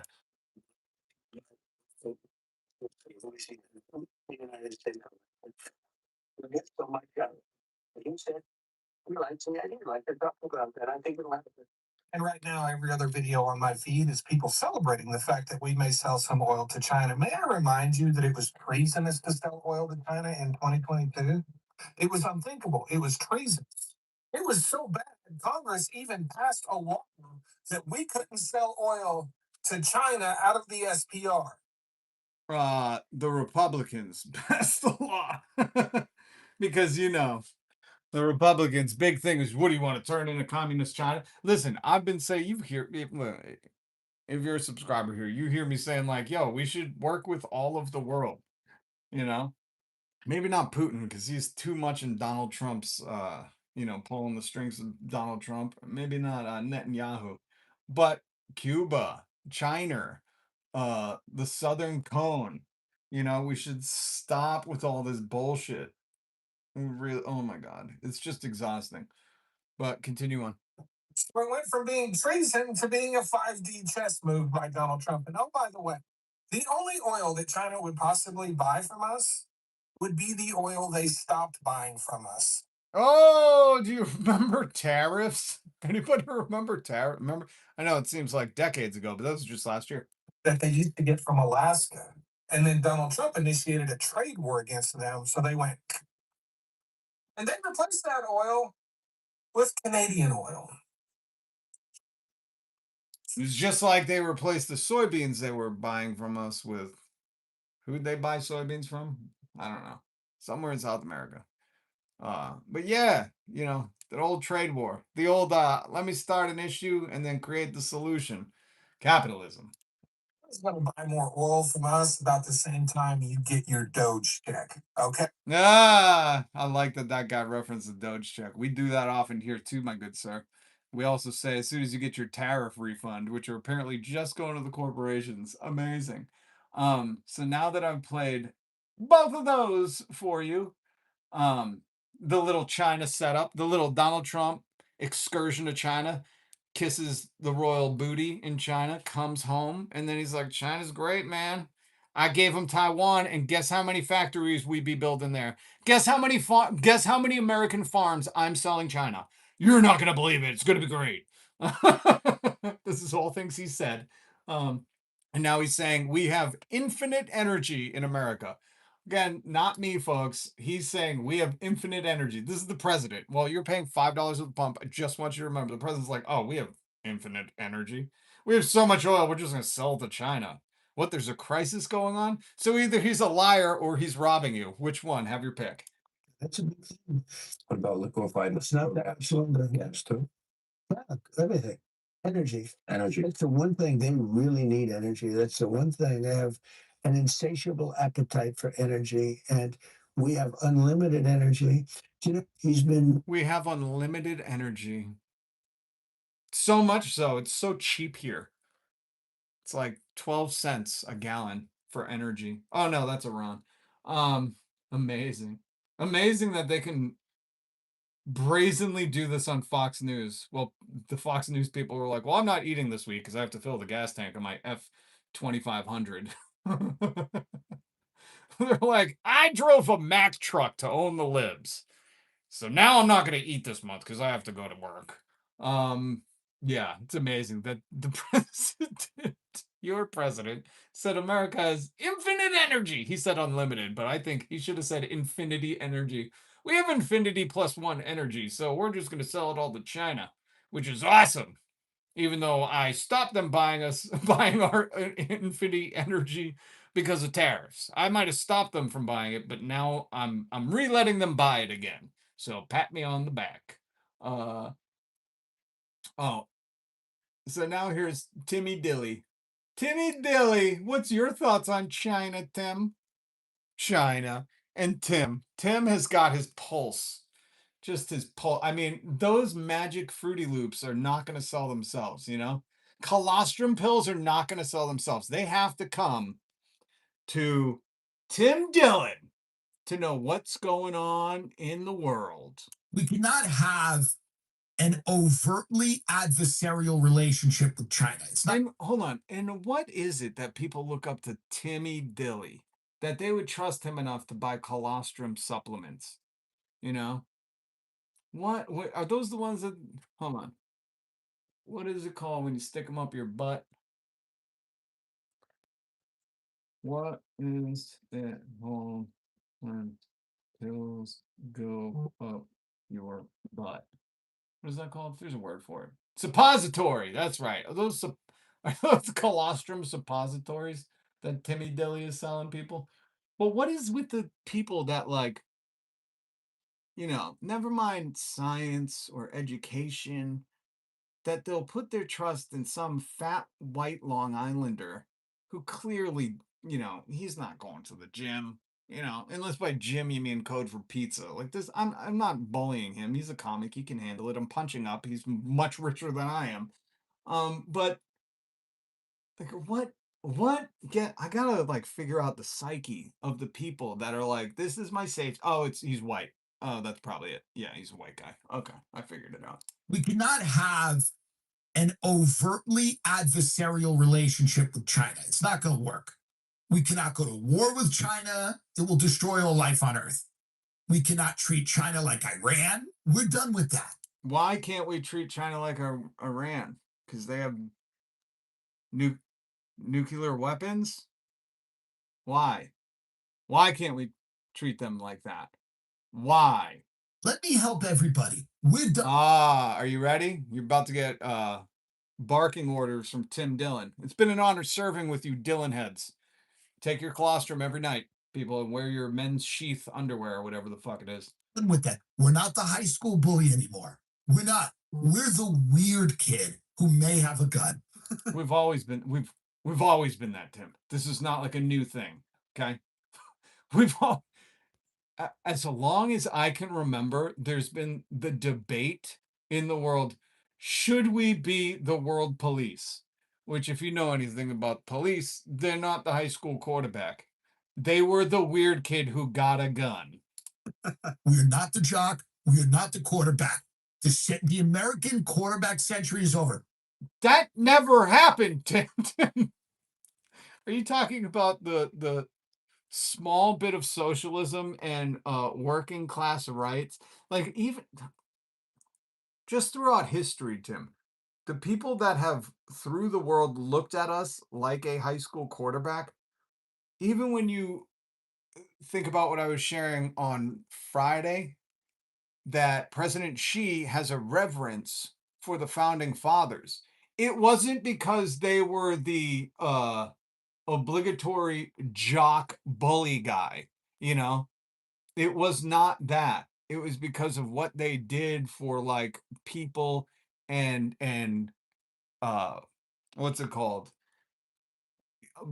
What's the thing in the Declaration? God, my brain is fried. The inalienable rights for all mankind, of course.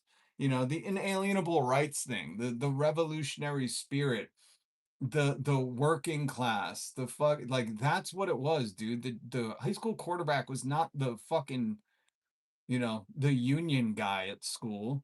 This is not Top Gun. We are not Tom Cruise. You need to wake the fuck. But that wasn't people like Tim. Maybe in America that seemed cool. The rest of the world wasn't like, oh, cool. They're all Tom Cruise. They were making fun of us. They were like, what a weird kid. He thinks the jet makes his dick big. There's a new Chinese kid in school, and he's kind of American looking. He's kind of ripped, but he's also Chinese, and he's hot, and people want to fuck him. They want to get down, and they want to slurp him. They don't want to slurp us anymore. You know why? Because we've hung out behind the Dairy Queen too long, doing drugs with our friends. We look a little older. We have wrinkles in our face. We're the college kid who keeps going to the high school parties. We're a pedophile, and we may have a gun. I guess like for stupid people that makes, for like stupid people, they're like, yeah, that's it. We're just aging. We're just like the Trump kids, you know. We're just like too old to look cool doing coke anymore. I guess that's, what they're coming to accept. And they're not like, no, this nation is not looked to as a fucking city on a hill by any other nation. They're like, wow, how can they have such rich people that exist there? And the people that are working and living in the communities are sharing horror stories online about being denied insurance claims from AI. How did they vote last election about affordability and the price of egg? Like, who the fuck is looking up to us, dude? You know? Meanwhile, we have military installments a quarter mile from all of their fucking towns. Like, that was never the cool. They weren't like, man, you see that latest military installment that the US just put in? Whew, we are being surveilled. This is cool. I bet we're just like Top Gun here. Like, nobody gave a shit about that, dude. Maybe you did. Maybe you did. Maybe you thought that was cool. But the rest of us are like, these cities are looking a little decrepit. I don't know if I trust driving over that bridge. I hope there's not a collapse soon. You know? Huh. We got more Tim Dillon. But before I play any more Tim Dillon, I want to play some Lindsey Graham. Now he's talking about what's that guy's name? Senator Cassidy? I forget his first name. Cassidy just got beat. Just got beat because Donald Trump supported his opposition, because I'm guessing Senator Cassidy probably once like gave Donald Trump a loose maybe. And Donald Trump's like, oh, you don't maybe me. You yes, sir. And Lindsey Graham spelling out exactly what it means to be not only a Republican, but in the political system today. Ask you about the news overnight. Senator Bill Cassidy. Bill Cassidy. Old Willie Cass. That's what we call him. Losing his primary in Louisiana, you worked closely with Senator Bill Cassidy on a range of different issues, including a plan to replace Obamacare. He, of course, voted to convict President Trump back in 2021. Oh, that's what he voted to convict President Trump. Oh, yeah, buddy. He's going to do all he can to get you out of your job. Does not matter who you represent in your districts. It matters who you represent in the White House. The impeachment trial. Now he's lost his seat. Are you glad that Senator Cassidy is no longer going to be your colleague, Senator? No, I like Bill. I thought he's a great senator, but he made a political decision. He voted to impeach President Trump, which would have ruined his political life. He could never run for office again. Massey's on the ballot Tuesday. He votes against Trump all the time. What's the headline? Trump strong. Those who try to destroy Trump politically, stand in the way of his agenda, are going to lose. Bill made a decision. This is so crazy that you're hearing politicians. This is South Carolina and Lindsey Graham telling you, listen, you don't get into politics to represent the people who put you there. This is Trump strong. This again, you hear like, I hope just more people are putting this together. He's telling you like the people vote you in so you could do whatever Trump wants. That's how America works. That's how it's always worked. That's how it always will work. And that's why we're trying to get Donald Trump to run 2028, because we just want whatever he says to go. What a spineless coward Lindsey Graham is. Who has blackmail on him? That's what I'm guessing. You know, you don't come out, you don't get to be whatever silver-haired age he is by bending over this hard for everyone. Or maybe you do in America. I don't know. What would LBJ do? Is it natural for a politician to go after people who try to destroy their political life? So Bill Cassidy's lost because he tried to destroy Trump. Massey's going to lose because he's trying to destroy the agenda. You can disagree with President Trump, but if you try to destroy him, you're going to lose, because this is the party of Donald Trump. This is the party of Donald Trump, not the party of the people, not the party of those who voted to elect us. This is how does that make you feel, Republicans? To know that you don't have a say. That's what they're telling you. They're saying, we don't give a shit. You come from a red state, red district, gerrymandered red. You've ever voted Republican. We don't care. This is the Donald Trump show. This is the party of Donald Trump, he just said. He just said, you're just voting for whatever Donald Trump decides to do tomorrow. And we all know that, you know, you're better you're better guessing and putting a prediction market together on a drunk fucking schizophrenic than figuring out what Donald Trump is going to do or say tomorrow or mean with his words, you know. You're better just be quiet, piggy. That's what you're better doing. And the reason I want to play you that, this is the party of Donald Trump, is because Tim Dillon gets that. Tim Dillon understands. He likes to suckle from the colostrum teat of Donald Trump. You know, that's how he rose to podcast power. JD Vance graced him with his couch slurping, his couch slurping crotch. JD Vance graced Tim Dillon. You know, that was the gift from the Republican gods. They graced Tim Dillon with a JD Vance interview and gave him all the audience members that would buy their colostrum and performance MeUndies from a very overweight man who's clearly, maybe he's had colostrum like fresh from the tap, but I don't think he's taking those pills. I could be wrong. But he doesn't need performance underwear, you know.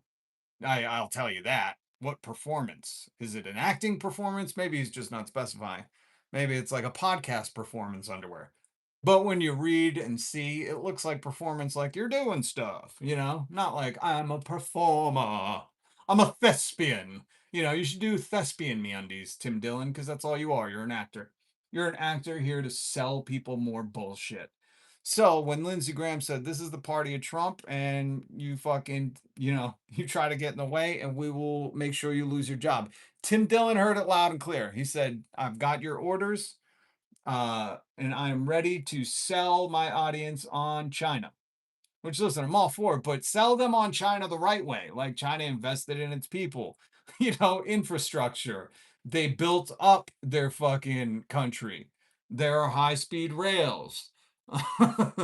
They've like given people, well, at least at one point they were ensuring jobs housing, food for people. Like, prop that stuff up, not selling them oil or not being bullies to them. Like, that's stupid rhetoric.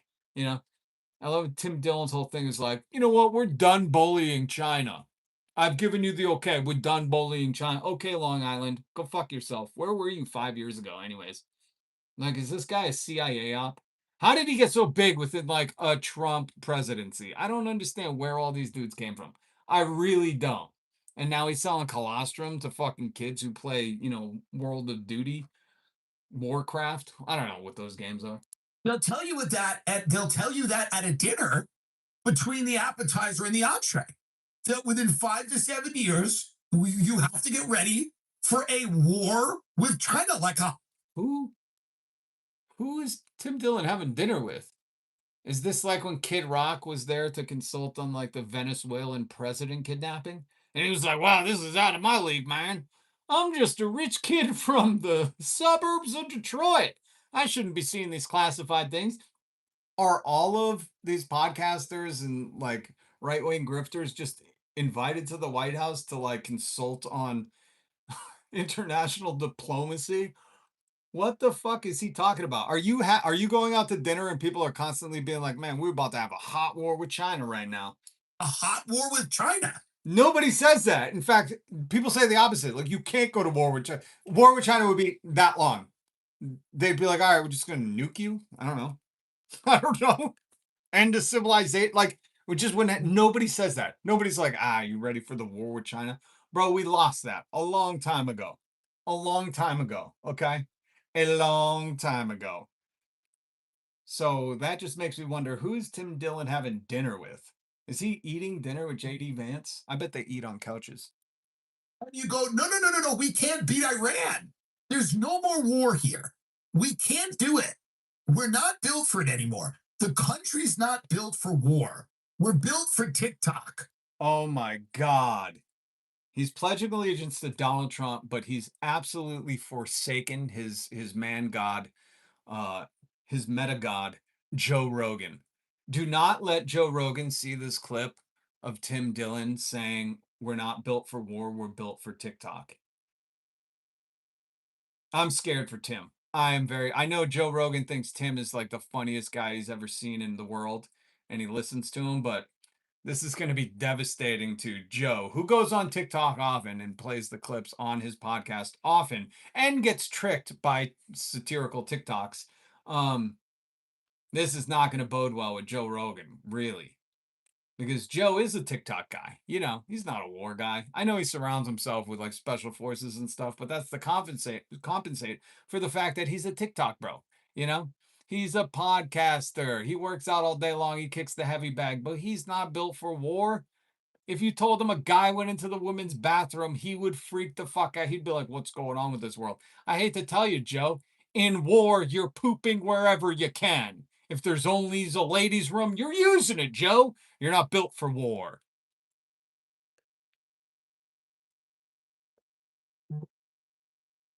JD Vance foreplay is eating on couches. I haven't seen the comments. I will jump into the comments real quick. 4 gifted hands. Hey, what's up? World of Duty, War of Call. I don't know. No one, someone. I don't know. World of Craft, Call of Warcraft. One of those games where they're just saying slur. They just play the game so they can say slurs. Rogan is gay for Trump. Yeah, big time. He's got a man crush. And listen, that's fine. Everybody's got a man crush. Joe Rogan's got a man crush on Tim Dillon. He's got a man crush on Donald Trump. He absolutely adores any, like, if you just say you're a Navy SEAL, Joe Rogan will slurp you till the end of time. That's why Joe Rogan has like SEAL Team 6 guarding him. He's like, thank God I got $1 million. Now I'm gonna pay SEAL Team 6 so I can feel like I fit in. I'm just one of the bros, dude.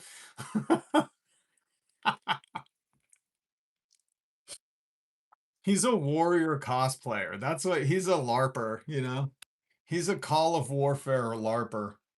That's all Joe is. I think it's adorable, Joe really, I mean, and listen, I'm just going off of knowing Joe's history. Like, Joe could have went into military service. He easily could have. He didn't. He wanted to wear makeup and act. He's a thespian. you know? And now in his older age, he looks back at like News Talk Radio and all the MTV shit he did and the not great stand-up specials and Fear Factor. That's as close as he got to like war. You know, and there were many times that he could have gone to war. Many. This is America. You can go to war like every few years. Joe didn't do it. So now in his older age, where he realized like there's a tough alpha sphere where you can convince people to buy alpha pills if you look the part. And that's all Joe's doing, you know. He's just become the toughest of the tough boys. And you can't challenge him because SEAL Team 6 protects him. You know, and he also bought his own comedy club and takes your phone and doesn't let anyone into the green room, you know, like a traditional comedy club, because he needs to have a safe space. You know, he cannot be threatened or challenged. And TikTok really threatens and challenges him sometimes. Or just a guy using a woman's bathroom. I've done it before. You know what I mean? Like, it's not a big deal. If the guy's room is locked and you have to piss and you knock on the women's room and there's no one in there, you use that. What do you do? What else do you do? This is the dumbest shit ever. It's truly the stupidest stuff ever. And you'll convince me. No man will convince me that he's a tough alpha boy by getting upset that like a guy used the women's bathroom or a woman used the man's bathroom. Like as soon as you say that, just so you know, on this show, we disqualify you from any kind of skibbity riz alpha machismo that you think you qualify to have. I'm being horrified at that stuff. So, anyways, let me rewind it a little bit because Tim Dillon is really taking good marching orders from Trump. And this is why Tim Dillon is talented, because he has a knack for pawning this off as his own idea. But really, all he did was probably watch nonstop coverage of Donald Trump all weekend. You know, he saw these photos first. He saw this first. He was like, oh, yeah, I know that that's what he looks like. This is not AI generated. Okay. People were guessing it was, but it's not. These are just like Chinese photos that they were like, oh, we operate under a different kind of press where our government tells us what to do, not yours. So we're just going to release these. In America, the US government doesn't allow this stuff if a US photographer took it. But since this was China and they have to listen to China, the Chinese government was like, oh, yeah, give those make him look stupid. Go ahead, release them. So Tim Dillon was just watching Donald Trump all weekend. He's like, I get it. I get the vibe. You know, I get what we're doing here, Donald. We're taking a pivot. No more tariff war with China. No more, do you want to become communism? No more, why don't you move to China? Now we're pivoting. Now we're doing the hard pivot. We're going to be like, dude, we can't bully China. We just can't anymore. We can't be the bullies. We're losing in Iran, man. You know, this is how Donald Trump's breaking it to people. I'm pretty sure this is like Donald Trump Jr. Junior? Does he already have a junior? He already has one junior. This is Donald Trump Jr. Jr. Tim Dillon, where he's like, let me break it to my MAGA audience, like that we're not going to be the tough kids on the block anymore. We're going to be nice to everybody now, guys. Oh, really? Sounds woke. Sounds woke. Gay. You know, like, isn't that what they used to do? Isn't that what MAGA did the whole time? When we were like, hey, man, we should have empathy to, you know, other countries, and we really shouldn't be bullying them. We shouldn't just shit talk everybody. And people are like, oh, you're going to cry some liberal tears into my mug? And we're like, what? Really? You think being decent with diplomacy is liberal tears? And now, look where we are, the year of our Lord, Jesus Christ, communist, 2026, and Tim Dillon's gone woke. But this is MAGA woke, you know? I'm sure he's going to do an ad break where he's like, guys, you know me.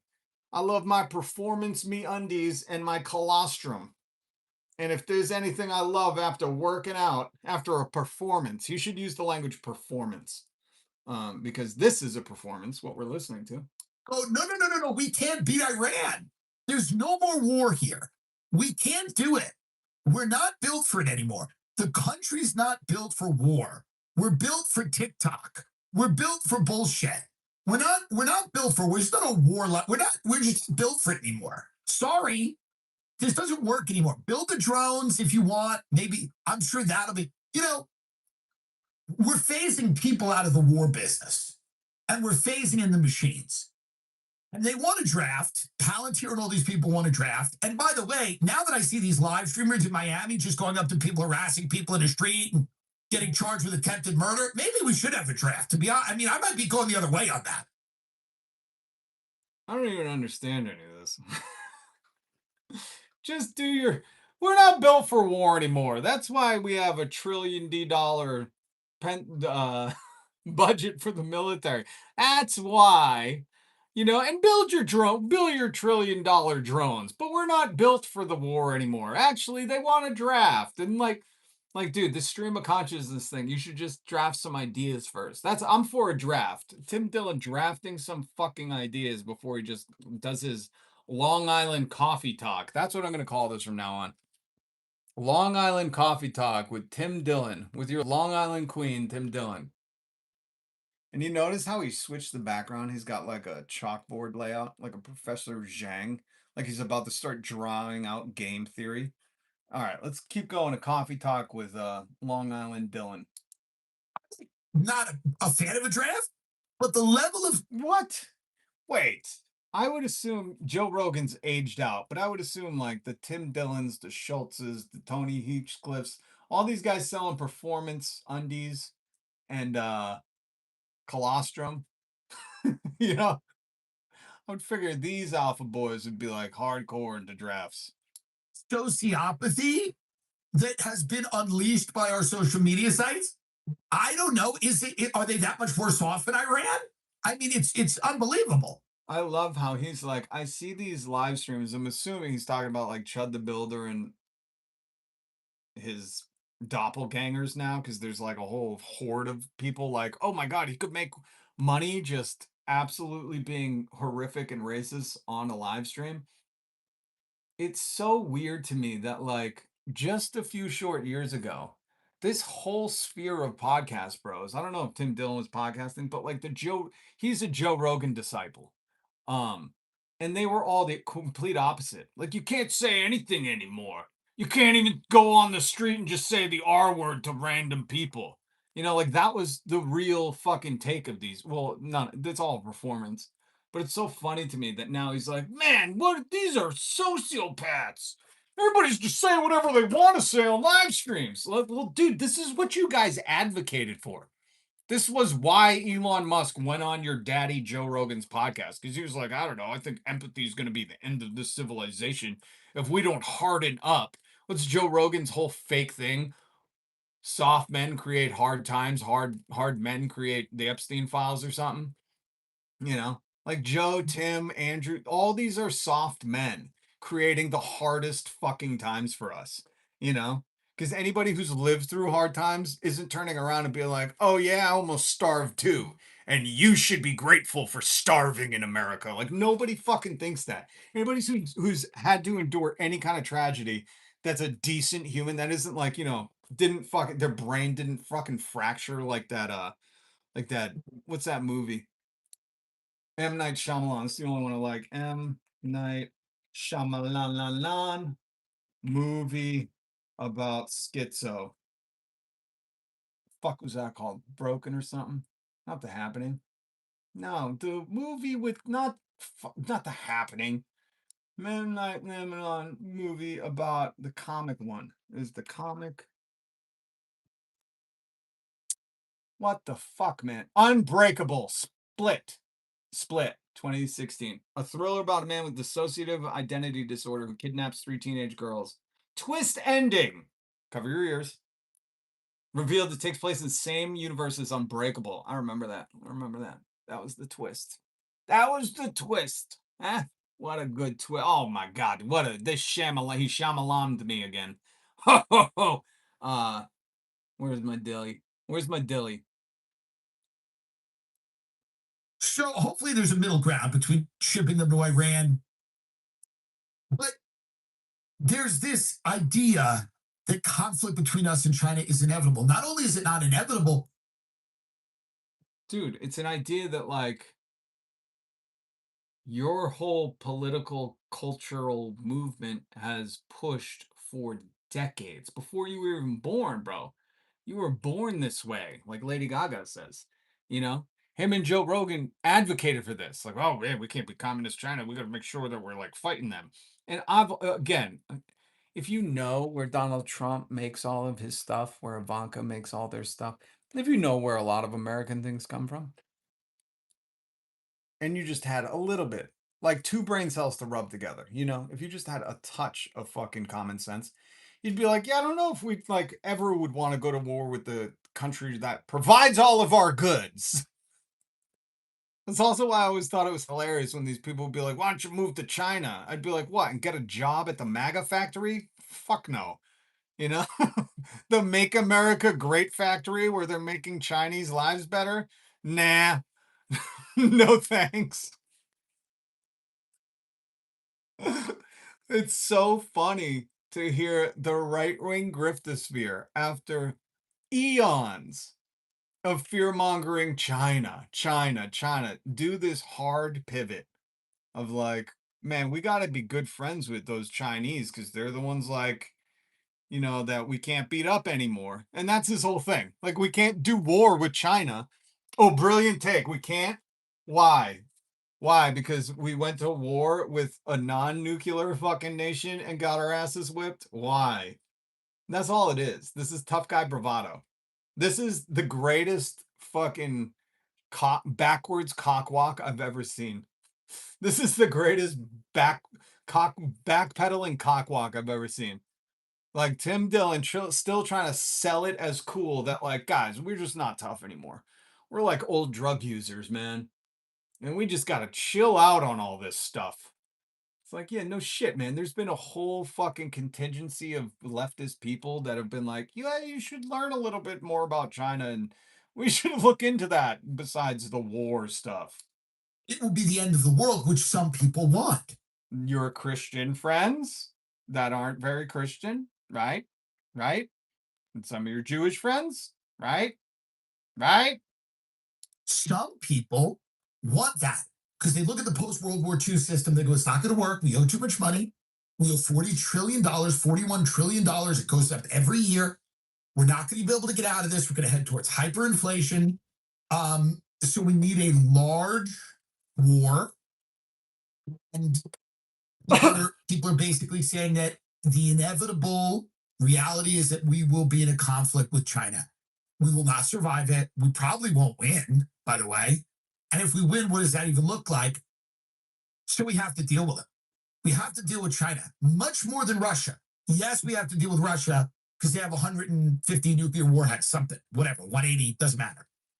China, but Russia has an economy roughly the size of Brazil. China is deeply enmeshed with the US economy. We have to deal with it. I love how he's saying, like,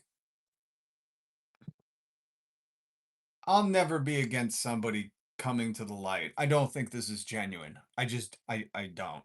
I'm so sorry. I don't think Tim Dillon's a genuine dude. I really don't. I think he sold himself hardcore as a very genuine guy. But you could just go back to, I don't know, his JD Vance interview and see that he's probably not. So I know there's people out there that can't sniff bullshit like I can. They don't have that spidey sense. It takes many years and many deceptions to be able to, you know, predator heat seek out these frauds. Uh, but it's amazing to me that like now, now he's like, man, we just can't do that. We can't do the war in China. We gotta be not we gotta have some diplomacy, man.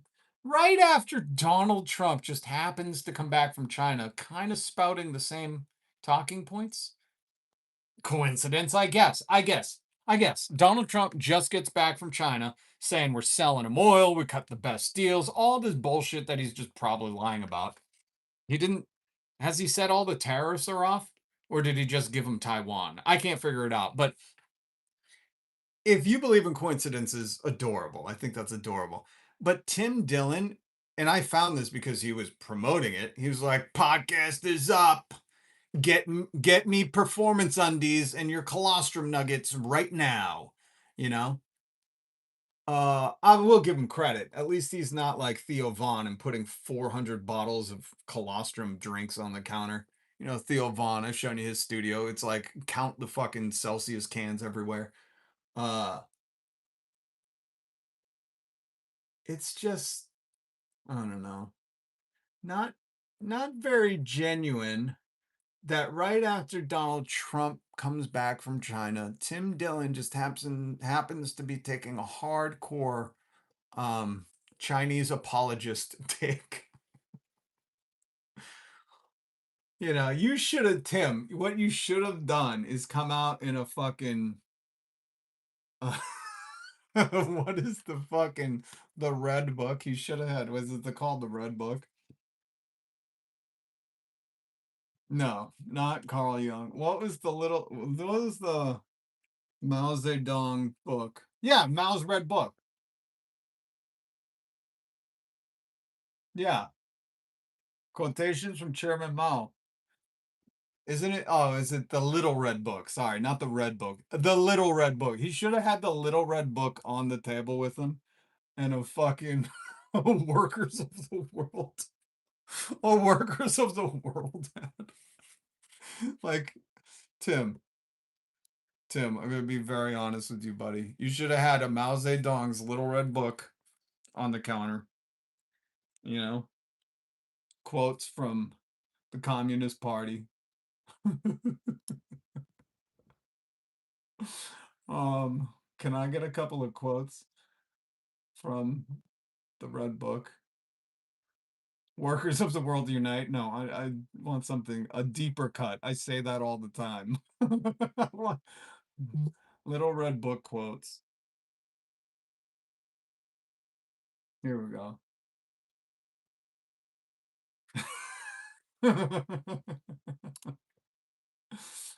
I'm going to Marxist.org, you know. But Tim, this is how you should have done this. So it looked a little more genuine. You should have sat there with Mao Zedong's little red book. Oh, please don't be in Chinese. Okay.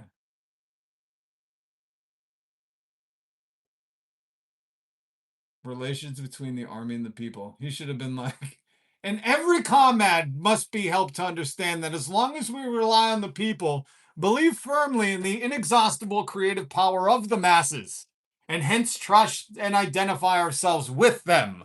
You know, this is what you should have been doing. This, Tim, this should have been your whole speech today. And you know, when it comes to China, our comrades in China, as they go, they must build good relations with the masses and be concerned for them and help them overcome their difficulties. We must unite with the masses. The more of the masses we unite with, the better. Tim's communist now. I love the pivot. I don't think it's genuine, but I'm just reading from Chapter 14, Relations Between the Army and the People, Mao Zedong's Little Red Book, the cherished communist book. And it's just so odd. What's up, comrade? It's just so odd that Tim is on here like, we cannot be no bully no more. We must unite the masses together. In the army, the task of supporting the government and cherishing the people should be handled through the ideological education of every commander and fighter, so that they thoroughly understand its importance. As long as the army on its part does this job well, the local government and the people will also improve their relations with the army. This is Tim Dillon, over and out.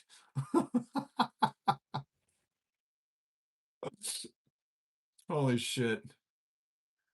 I should do Tim Dillon mask. Long Island. I should do Long Island face and do a Drewski Tim Dillon spit where I'm just reading from the little red book. This is so funny. Okay, continue, Comrade Tim. And we can't go to war. We can't. And we have to tread very carefully. That's why we have every CEO in America in China right now. Why? Are they just checking on their factories? Why, Tim? Why? We need China. This whole idea that we're against. Wait a minute. You just ended there. You just said this is why they're there, and then didn't explain this is why, because we don't want to go to war. I'm pretty sure if you don't know this, like all those guys are like designing the war stuff. All those guys have their hands in war. Oh, I'm sorry. Maybe he doesn't know about Elon Musk and his satellites and fucking, profiting heavily off of the Ukraine war.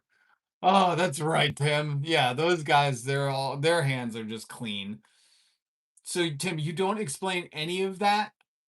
You don't think all of these guys went there to check on their factories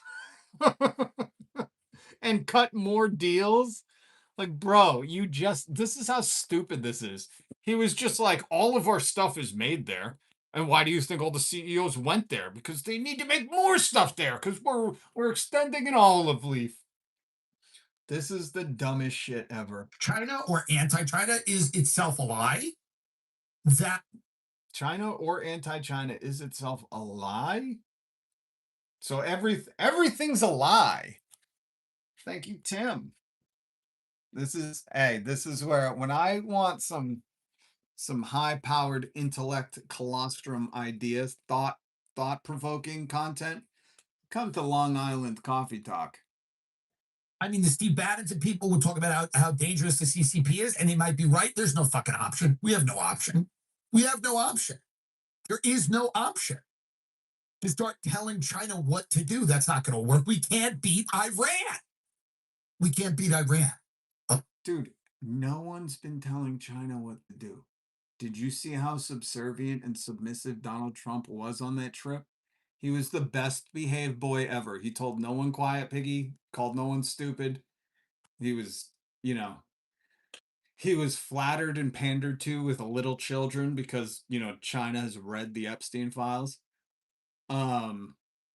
This is like the biggest, what do they call it? Word salad. This is like Ben Shapiro for kids that thought they were cool. Because none of this is making like we can't tell China what to do. Have we ever been telling China what to do, Tim? Okay. I'm in a British podcast studio, and I feel like everyone here just comes in and like talks very quietly, I imagine. And God only knows about what. But I've no idea what even it's probably like mommy and me stuff, I'm pretty sure these guys are just, like we just gotta fill time. I gotta get how long is this? I gotta get an hour, so I'm just gonna mention mommy and me. Hopefully that. Oh my god, I missed the live. I have been on at Skies. Oh, stop, cat. Don't. Yeah, YouTube won't tell you when it's my channel. When it's my channel. Pretty sure people aren't getting alerts. That's all right, you're here now. Why, Skyjack's live? What is he doing? Well, no, I'm gonna keep trying to kick Tim Dillon. That guy can't go down, He's got them performance undies on. If you're wondering why I keep referencing colostrum and performance undies, it's because those are some of the ads that Tim Dillon sells to his audience, which is funny because I learned colostrum is the first milk after a cow gives birth. And I'm like, that's a weird thing to steal and sell. The first milk, they're like, this is the most nutrient rich, dense milk that those baby calves are going to live without for you. I'm Tim Dillon, and you can tell I really like health products, That's how he should end every ad. And I'm Tim Dillon telling you performance isn't always working out. Sometimes it's theatrical. That's how you should add your ends. End your ads, Tim. Okay, what were we doing? Oh yeah, check in YouTube. Because who's on live? Let's see who's live. I don't know who's live. Let's see who Majority Report. Regular show. Oh, Skyjack. What is he doing? Weekend headlines. I don't want to do no headlines. I like to make my own headlines. Let's see what Skyjack's doing. Whoa. What's that? I just put the budget. Stop! No more AI. God damn. Daddy Elo. After you drink the colostrum, you spigot shit your performance undies. That's why they need the performance undies. Trump has dementia. Yeah, he does.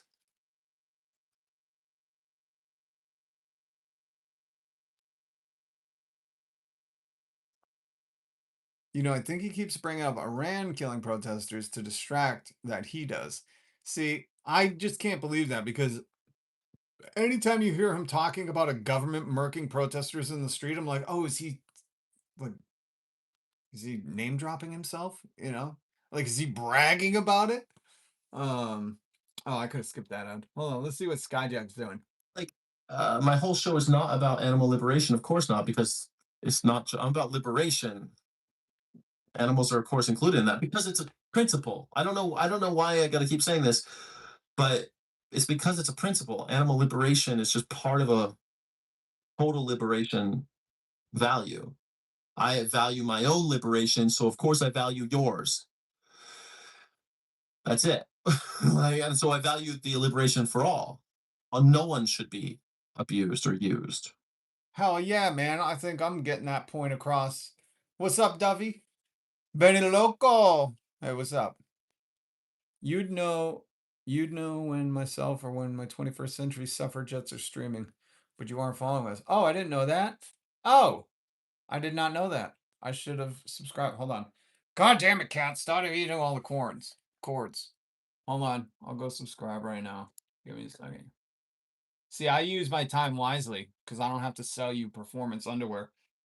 Tim's got to do a lot of word mashed potatoes to get it all in an hour so he can go sit at, a pizza parlor for the rest of the 23 hours a day or whatever the fuck he does. I don't know. Ah, goddamn cat.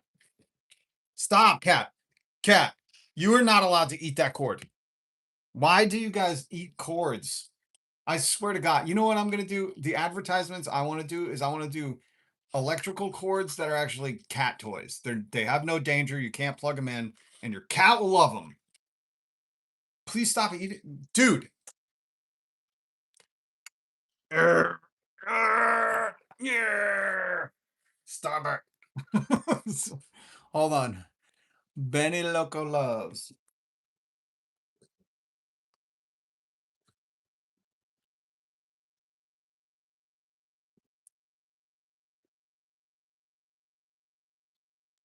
Wait, you go live? Let's see. Oh, you got an intro to your channel? Oh, that's cool. I didn't do an intro thing.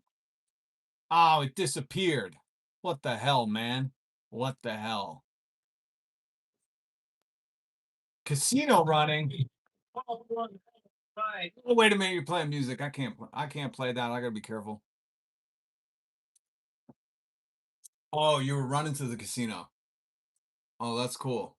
All right. I got you and your suffragettes. All power to the people, man. Where's that Marilyn Monroe statue? Palm Springs. All right. That's funny. That's a funny statue. Someone should erect a JFK statue behind it going like this. That's what I'd do. Listen, if I had the money, I'd do shit like that, All right. What were we doing? Tim Dillon. That's what we were doing. They talk about like healthy yogurt for the kids or something. But it's just so funny. I imagine there's very few people that are screaming about China, but we don't have an option. There is no option. That's what. So wait, did Tim Dillon just say these soccer moms are upset about the yogurt for the kids, right? He's referencing JFK and Maha. He's like, you got to have more yogurt for your kids, man. That's the only way you get your daily colostrum intake. And he's like, I don't know if everybody's yelling about China. So is this like they're just making up problems and solving them all in one podcast? This is some of the wildest shit. I mean, I've never really sat down and watched the full Tim Dillon. I've seen him clipped. I've never gone this deep into the lore. It's kind of boring. I'm gonna be honest with you. Like, he's much better as a clipped podcaster, where you just get his funniness and then he just kind of goes on empty rambling about the same thing for an hour. Maybe I should try this. Is there a lot of money in this? Can I sell some colostrum to, you know what? That's what I would do. I would sell colostrum back to the cows. I would say, this is not for humans. These colostrum, in case you don't know what that is, because I didn't. Colostrum is, where the fuck is it? Colostrum supplement. Hold on. Let me re-look it up because I want the exact verbiage. Colostrum supplements are concentrated powders, capsules, or liquids made from the first milk cows produce after giving birth. it's marketed as nature's superfood, but it's really just like nutrients for cows. You know, you'd be better off making breast milk tablets, Tim. You know, that's something for humans. Because it seems like that's very specific to baby cows needing those antibodies. But whatever. I don't know. Whatever. They all just want to shell out some powder that, you know, might as well be sawdust, because what are you fucking measuring? Have you ever heard of like somebody being like, "Oh man, I bought those Tim Dillon colostrum pills and I still have leaky gut." You know, like they're all placebo effect. They're all like, Tim Dillon's pills are magical. Nobody gives a shit. And these people that are, you know, poor enough to buy these aren't rich enough to sue him. And then the company just disappears overnight anyways, as soon as the heat's up back on him. So that's what colostrum is. I want to do colostrum. Listen, big cow, if you're out there, I want to do colostrum in a feed bag for baby cows where humans can't buy it. This is why I'm not a good capitalist. One time I had to go buy a bunch of milk and someone was like, "Oh, you like milk?" And I was like, "I'm bringing it back to the baby cows." And they didn't know what to say. I wasn't, but you know what I mean? I figure I'll give them something to think about for the rest of their day. Um, okay, here's Tim Dillon. I like this rambling.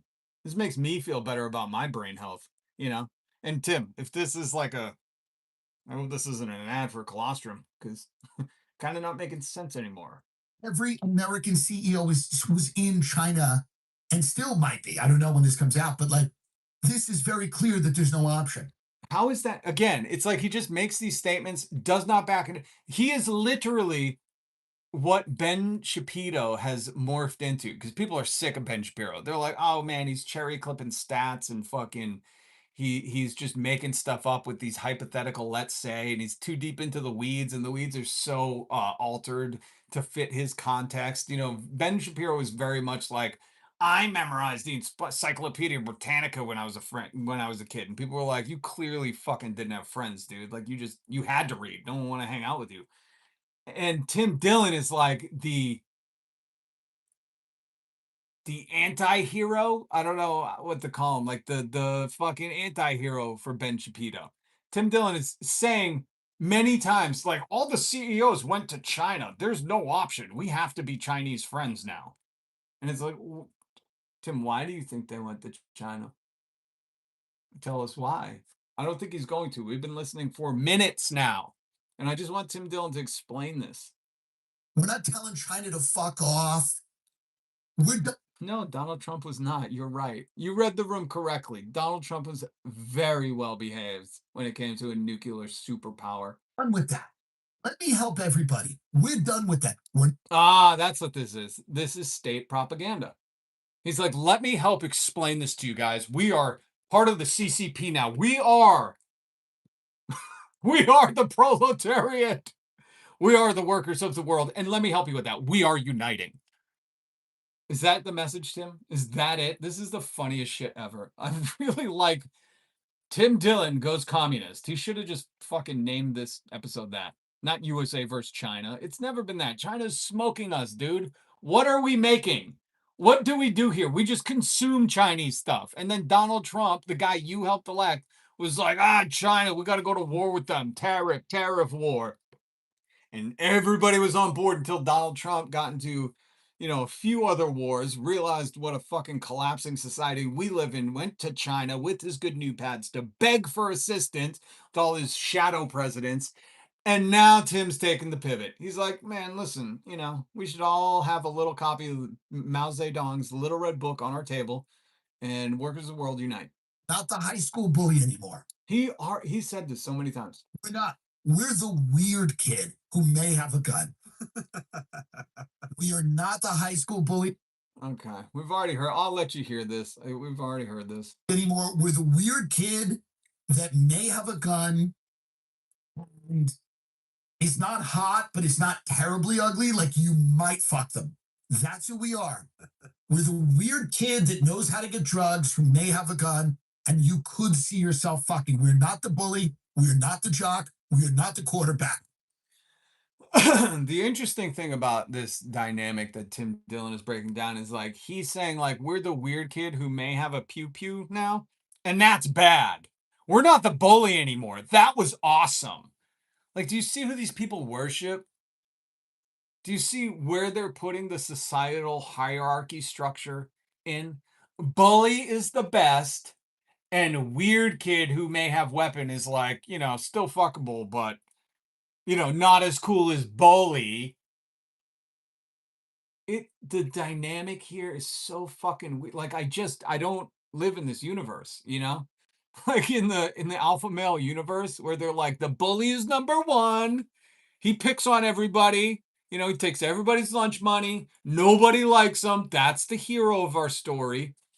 That's what he's saying. He's like, we're no longer the bullies, guys. The good days are over. Dude, those are not good days. You know what I mean? Like, it's such a weird take. And the weirdest part is when you start to dive into this, like, the people that watch him are probably fucking bullied. Like, they were probably bullied and found some sanctuary in Tim Dillon's girth of his chest, of his chesticles, and found him maybe making fun of. That's why they all did the right lean MAGA pivot, because they were like, if we make fun of people, then we'll look like the cool guys. And they aligned with, the people that were making fun of the people that threatened them. So it's so fucking weird. This is like, he might as well be speaking Chinese right now. Cause I'm like, dude, what are you? So you're saying like we've upgraded? Like we're just the weirdo kid? Like the weirdo kid was always cooler than the bully. Are you saying this is an upgrade? We just have a weapon, but I thought you said like we can't bully them, but we still have a weapon. I'm pretty sure the kid with the weapon in school gets run of the course, gets to do whatever he wants. Like, none of this shit makes sense. I don't know. These fucking dudes are speaking to a very specific flyover state Call of Duty fucking kid. The American quarterback century is over. This is not Top Gun. We are not Tom Cruise. You need to wake the fuck up. There's a new Chinese kid in school, and he's kind of American looking. He's kind of ripped, but he's also Chinese, and he's hot, and people want to fuck him. They want to fuck him. That's what it is. America has like a 5th grade reading level, and that's why Ben Shapiro just lost everybody. That and his stance on Israel.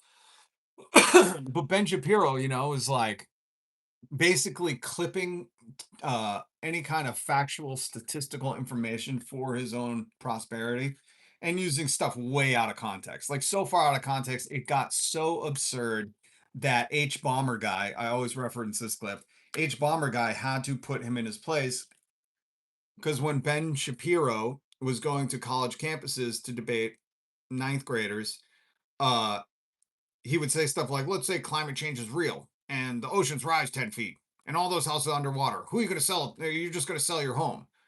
And people would just take that because he was on a stage with a microphone in a position of authority and just deal with it. But H Bomber guy did the internet thing and was like, sell it to who? Aquaman Ben? They put what every common sense person thought of Ben Shapiro. Like, he's a stupid kid. He's a stupid kid trying to make a lot of money, and he doesn't need to because he's already rich. But when you're funded by oil fracking bros, the Wilk brothers, that money it's indescribable, man. That's why these people will do crazy twists to get that moolah.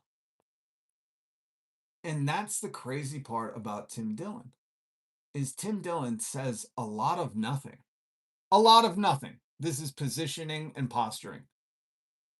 He's literally said nothing of any kind of like actual content. Like, he just keeps describing America and China's relationships as 2 kids in school who you would want to fuck. And how many? And this has almost 700,000 views. When did he upload this? I know it was soon. When did this get uploaded? 2 days ago. 2 days ago, over 500,000 views, and basically he said nothing besides like, hey man, this is what it is. China's the hot new kid in school who everyone wants to fuck, and we're the weird kid. And people are like, oh yeah, totally, Tim. I got my meat undies on. He's kind of got a nice cock, and people want it. They want to get down and they want to slurp him. They don't want to slurp us anymore. You know why? Because we've hung out behind the Dairy Queen too long, doing drugs with our friends. We look a little older. No, you want to know why? Because this society sucks that we've developed. People can't afford the bare necessities. They're working harder and longer than ever. They were trying to push us back to roll back child labor protections, any protections that women and minorities have gained. They're literally doing that. And nobody in their fucking right mind would look at this country and be like, that's the free world. Free to what? Work to death, and if you lose your health care, you just die. You get cancer and die, Tim. That's America. If you can't work a job to get health care because Donald Trump cut all the fucking medical aid for people, and you happen to lose your job, like all the layoffs that are happening, and then you get cancer, you're fucked unless you're rich. Like, say that, Tim. Don't fucking do this, frosting on a cupcake fucking talk. I know he's probably thinking about frosting and cupcakes, though. Let's wrinkles in our face. We're the college kid who keeps going to the high school parties. No, you know who we are? We're the guy that got denied any kind of medical fucking healthcare by AI. Say that, Tim. That would have been funnier. And like, man, we've been hanging out behind the Wendy's for too long. We're still hanging around the high school. But unfortunately, here in America, if you're not working a good job, you don't get adequate health care. So now we're missing some teeth because those are luxury bones.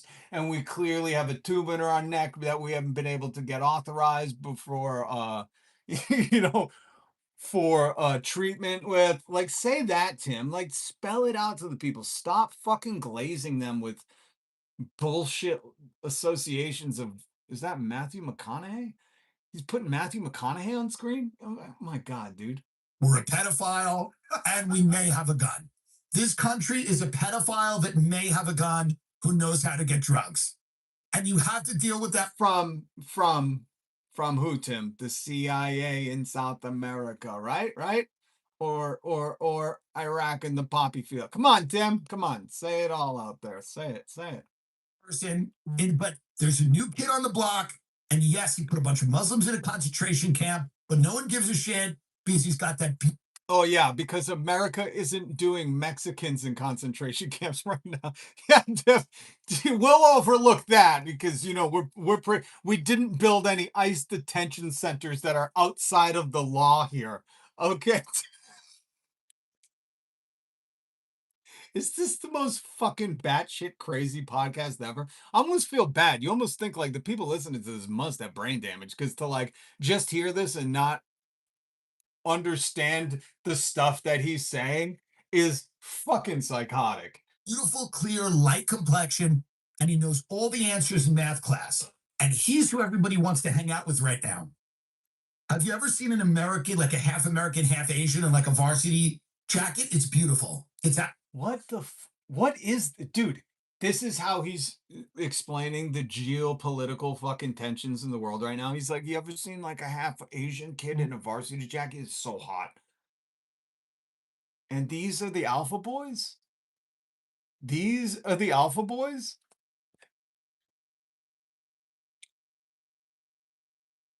Sorry, I haven't been looking at the comments.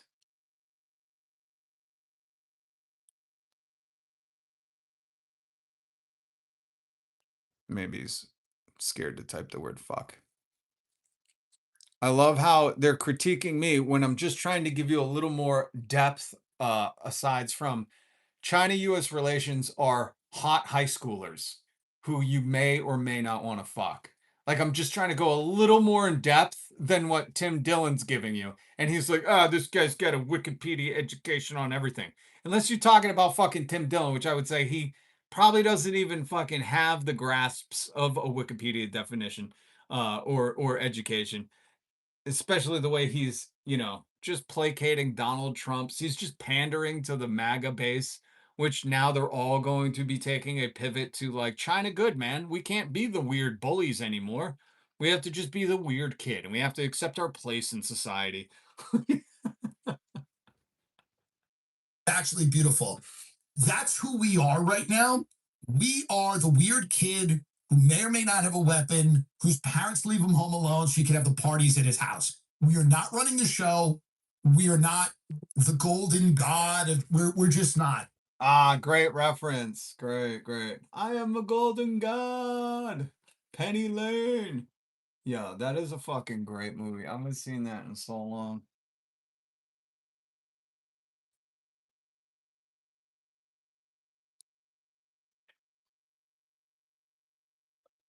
No, not from Always Sunny.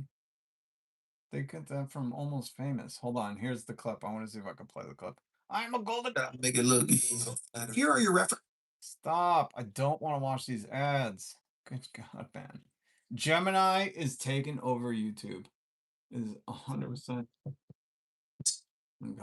I want to see if I can play the clip, let you know what he's referencing. Because he's got to be my age if he's referencing Almost Famous. We love that movie. Oh my God, that was a great flick. If you've never seen Almost Famous, go watch it. Here it is. Hold on. I am a golden god!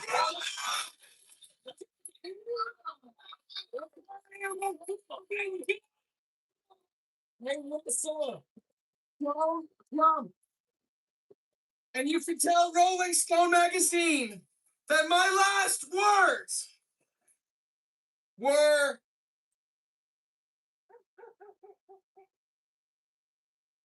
I'm on drugs. You've never seen Almost Famous. It's worth the own. Let's just put it like that. That's so funny that he's like, we're no longer the golden god. Dude. Is that really what is that what Tim Dillon thinks of America? I guess, if you're a rich person, you're like, oh yeah, this is the greatest. To be rich, there are no laws. You could be in the Epstein files and the FBI and the DOJ are like, no, we're not looking into them. We're going to bully the survivors. Like, I guess if you're a rich white dude who is not a respecter of persons or laws, yeah, this is the greatest country in the world. This is absolutely the greatest. And vicariously, these poor white people live through the rich white people. They're like, oh man, tell me about your super yacht and time with Peter Palantir, man. Like, oh, sounds like you're all right. I get to go back to my shift. I got a DoorDash after this, so I'll try to catch your podcast later. And they're just like these cucks for hearing about how great America could be for them and hopefully one day will be. But it's not. It's going to keep getting worse for all the workers, man. And it's Tim Dillon trying to translate that to Americans who can't understand it by referencing high school shit. Come to reality. Wait, how old is Tim Dillon? He can't be close to high school age, right?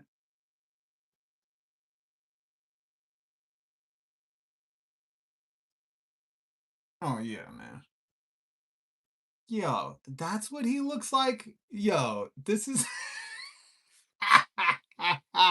I'm so sorry. I should have got a picture of him in his early days. Yo, in 2021, look at that polo sports shirt.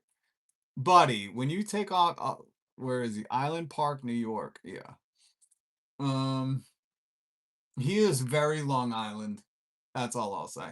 He is very Coney hot dog. Reality, okay? Take off the glasses and the hat. Be you, Tim. Be you. Be Tim from 2021. We need to come to reality right now. We're not gonna give the middle finger to China. We need to work with China. I will take money from China tonight. I will take money from China tonight. If China contacts me with money, I will take it, and we know you take it from colostrum and performance undies. We know you would, buddy. You were gonna take it from Saudi Arabia until you got kicked out. We know, buddy. That's your whole thing. You're like, I gotta get out of Long Island, which I can't even blame him. If you've ever been to Long Island, you don't want to live there. Nobody wants to live there. They're just born there. I love how Tim right now is giving permission to his audience to love China. And I'm pretty sure everything in that fucking studio is made in China. I love it, Tim. I love this pivot. This is great for thoughtless criminals. I will not pay my costume designer who's a criminal, but I will take money from China tonight, for sure. The New York Times tried to give me money to say nice things about them, and I said no. So, but I will take money from China, an institution I respect.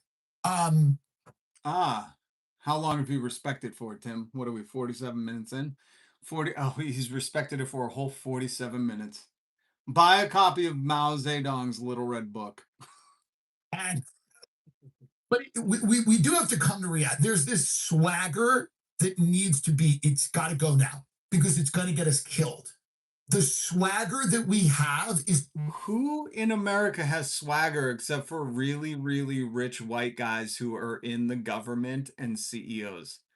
I need Tim to address, like, what swagger do you see Americans having at the gas pump? I watch videos of, I played you that video of that dude going to Walmart.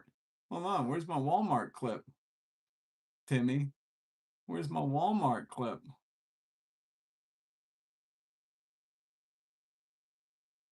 Where is my Walmart clip? I pray to God I didn't close it. I played you that rotund motherfucker who's like, Walmart's robbing me. I should have bought Vaseline. You know? That's so crazy. Tim thinks Americans got a swagger. You know, all of the Americans who voted for the pro-peace ticket, no more wars, right? All the Americans, almost 100% of Americans that were like, we don't want wars. We all have that pro-war swagger, and it's gonna get us killed. Thank you, Tim. All the people that are like, I don't know, man, Trump ran on pro-peace. I called it pro-pedo. But all those people, we've just, Tim, you've got your finger on the pulse so better than anyone else. All the people that are opposed to the Iran war that are now pushing, again, I'm being sarcastic, but what I'm trying to show you is like, who the fuck is Tim hanging out with? Who is Tim hanging out with that he's like, man, this swagger where you're like, we could just war all the time? It makes you question. Like, he's clearly not hanging out with any regular people. He's not hanging out with the working class that is suffering from gas prices and 40% increase on groceries. He's hanging out with a bunch of people that are like, we're going to go to war with China. And this is like his message to like the few millionaires he's hanging out with. He's like, guys, the war swagger has to stop in a time where I don't think there's been a less popular war. They were comparing it to Vietnam. You know what I mean? Like, there has not been a less popular fucking war besides Vietnam, and Tim is out here saying the war swagger us Americans have is gonna get us killed. it's going to get us killed. Okay? We can barely make a movie anymore. We can barely make anything that anybody wants to watch. The music is fine. It's fine. When I grew up, you had great pride in the things that we made. And yes, a lot of them were cultural. Whatever. They were all cultural. When you grew up, bro, you didn't fucking grow up in the 60s, man. Come on, what are you talking about? I love it. Yeah, we had pride in the things we made, but they were all cultural. Bro, there's still a lot of things to have pride in. They're amazing bands. Blondie has a group. Us Versus Them. I was playing for you the band that could not be heard. I'm so mad. Cross Country Blues demo. Centermid. There's great music coming out right now. I would, in fact, say that when you have this tyrannical atmosphere and climate in America, you get better cultural art and better, I don't know, just art. When I say art, I mean art in general, from stickers to street art to music to writing to poetry. When the people become extremely oppressed, like it's a pressure cooker, diamonds are created. Okay.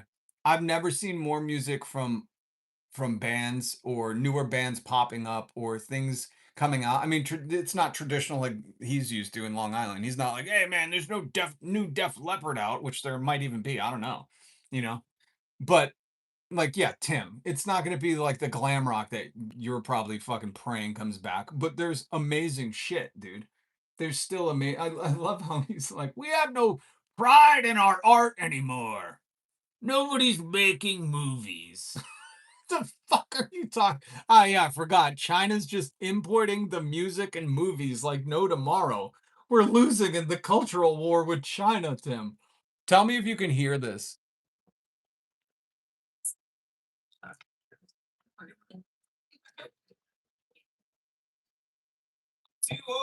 California, all beach bums above white. I'm halfway to Ohio, gonna set myself on fire. I know with money, they're gonna take me for all I got. 'Cause I can make it like a beat on a new day for crossing that old run down the way bridge. Just one dream from that diner we used to go to when we were kids. Maybe I've got feelings to heaven, or maybe 50 from out years. Well, I tried to drive in the desert, but the desert couldn't drive me.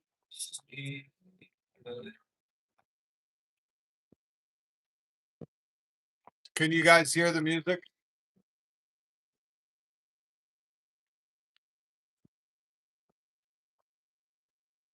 Old man bought me a pistol. Later, Benny Loco. Give me a problem with the Bible too. I'm forced to face the music. Going down an island, I'm with my face down in sound. Cause with your book, that one way ticket. Step off the plane, shake me down. Bet you can't double tap the screen better than Daddy Elo can. Oh, I dropped the Big Beckham this morning. God bless Fiber. Sit this round and wait for you. Keep my seat at the table warm. If I buy another cup of coffee, I might just make this close by. I break down in Massachusetts, I may never get back on the road. So don't pick me up on that corner. I'm dead set on driving along.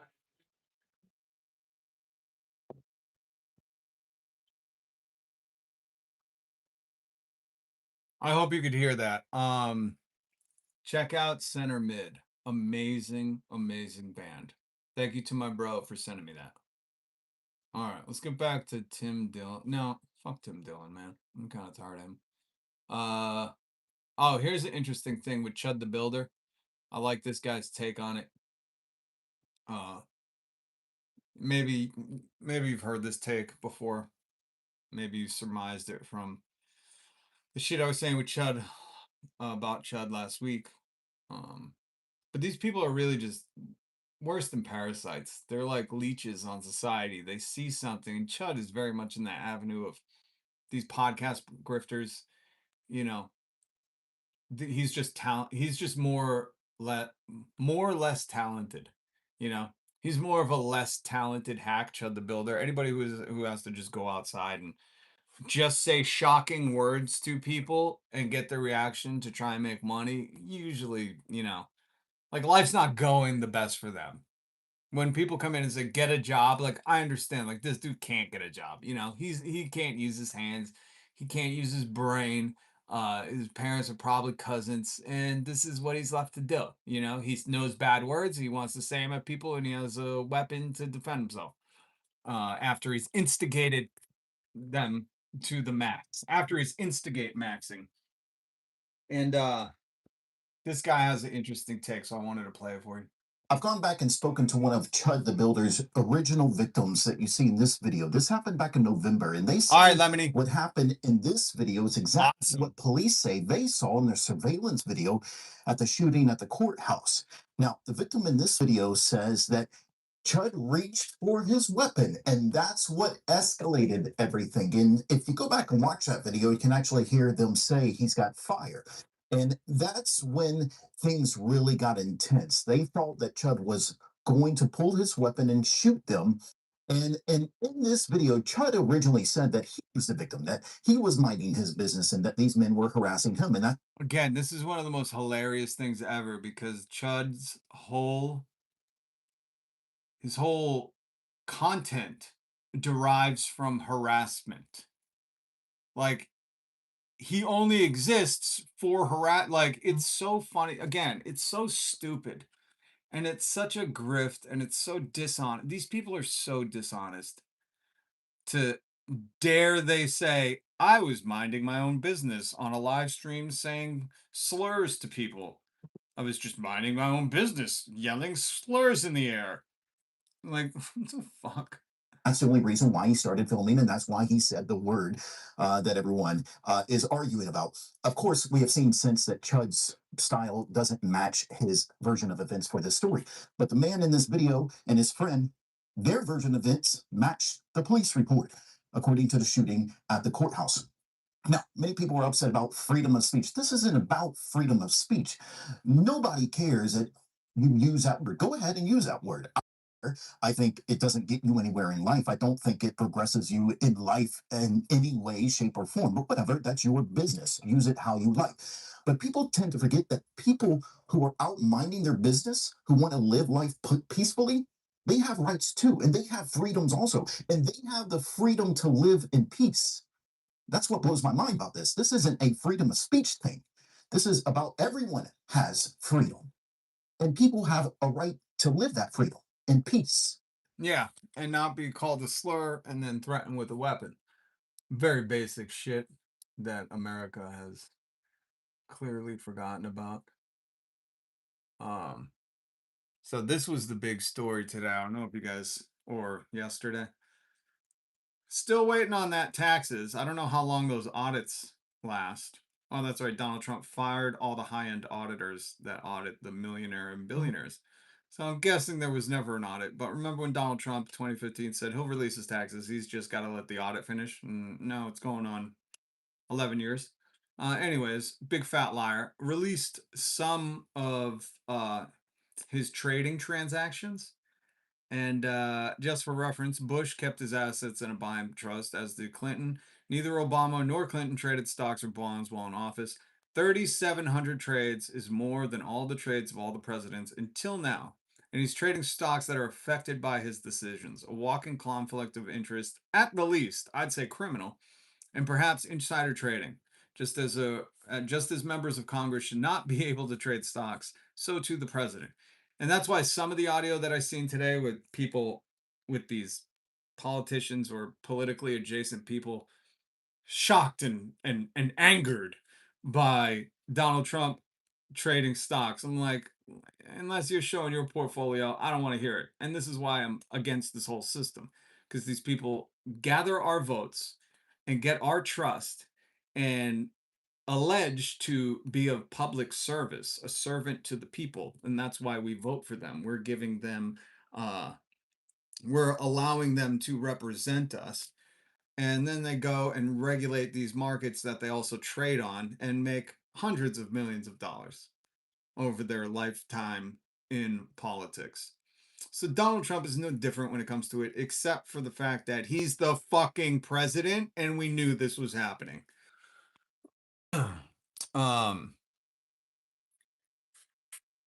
These are his stocks. You notice that's January of 26. This is how much he's trading. Somebody said it was like 60 to 70 trades a day.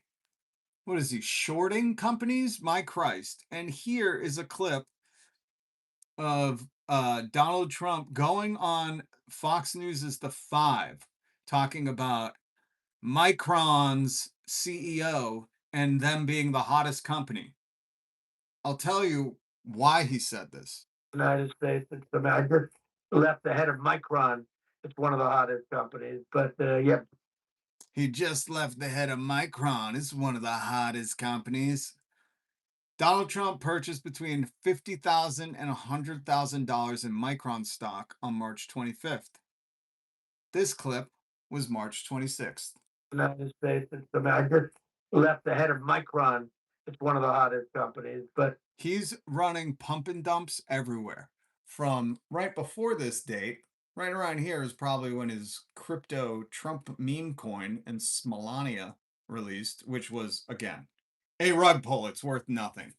To all of the stocks that he's buying and then going on TV and pumping as the president of the United States.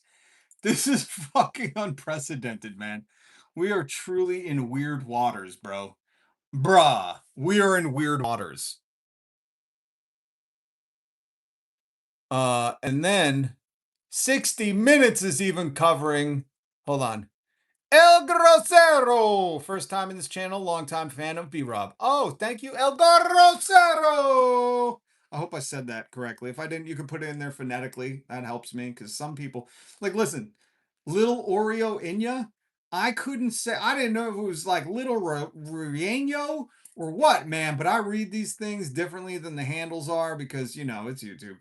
So, good to see you, if it's been a while. Good to see you. Hit subscribe and hit the notification. Daddy Ilo. That's not how you, were you spelling that? Oh, Daddy Ilo. Okay, thank you. I'm like, that's not how you say El Grosero. Daddy Ilo. Thank you. Because I was saying Daddy Elo, like Elo and Stitch. Sorry. Daddy Ilo. See, you put it in phonetically. I got you. I got you. I do not mean to, listen, I want to respect he, she, they, them, your handles. I like to respect that, you know? I won't respect any bully or tyrant's names. I will fuck your name up on purpose. Patrick Bet David Stone, Ben Shapiro, Donald Jeffrey Epstein, Trump's best friend. But to all the comrades out there, I want to do my respectful part, you know? So I appreciate you, Daddy Ilo.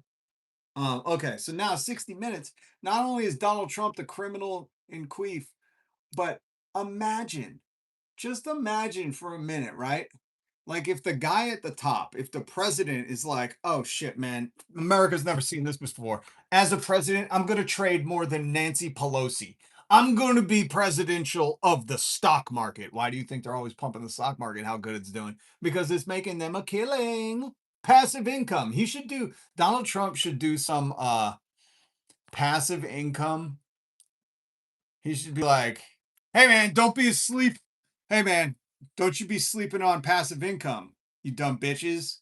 Yo, if you got $3 million and are president of the US and you regulate markets and you can exclude different businesses from tariffs, put that in the stock market, passive income.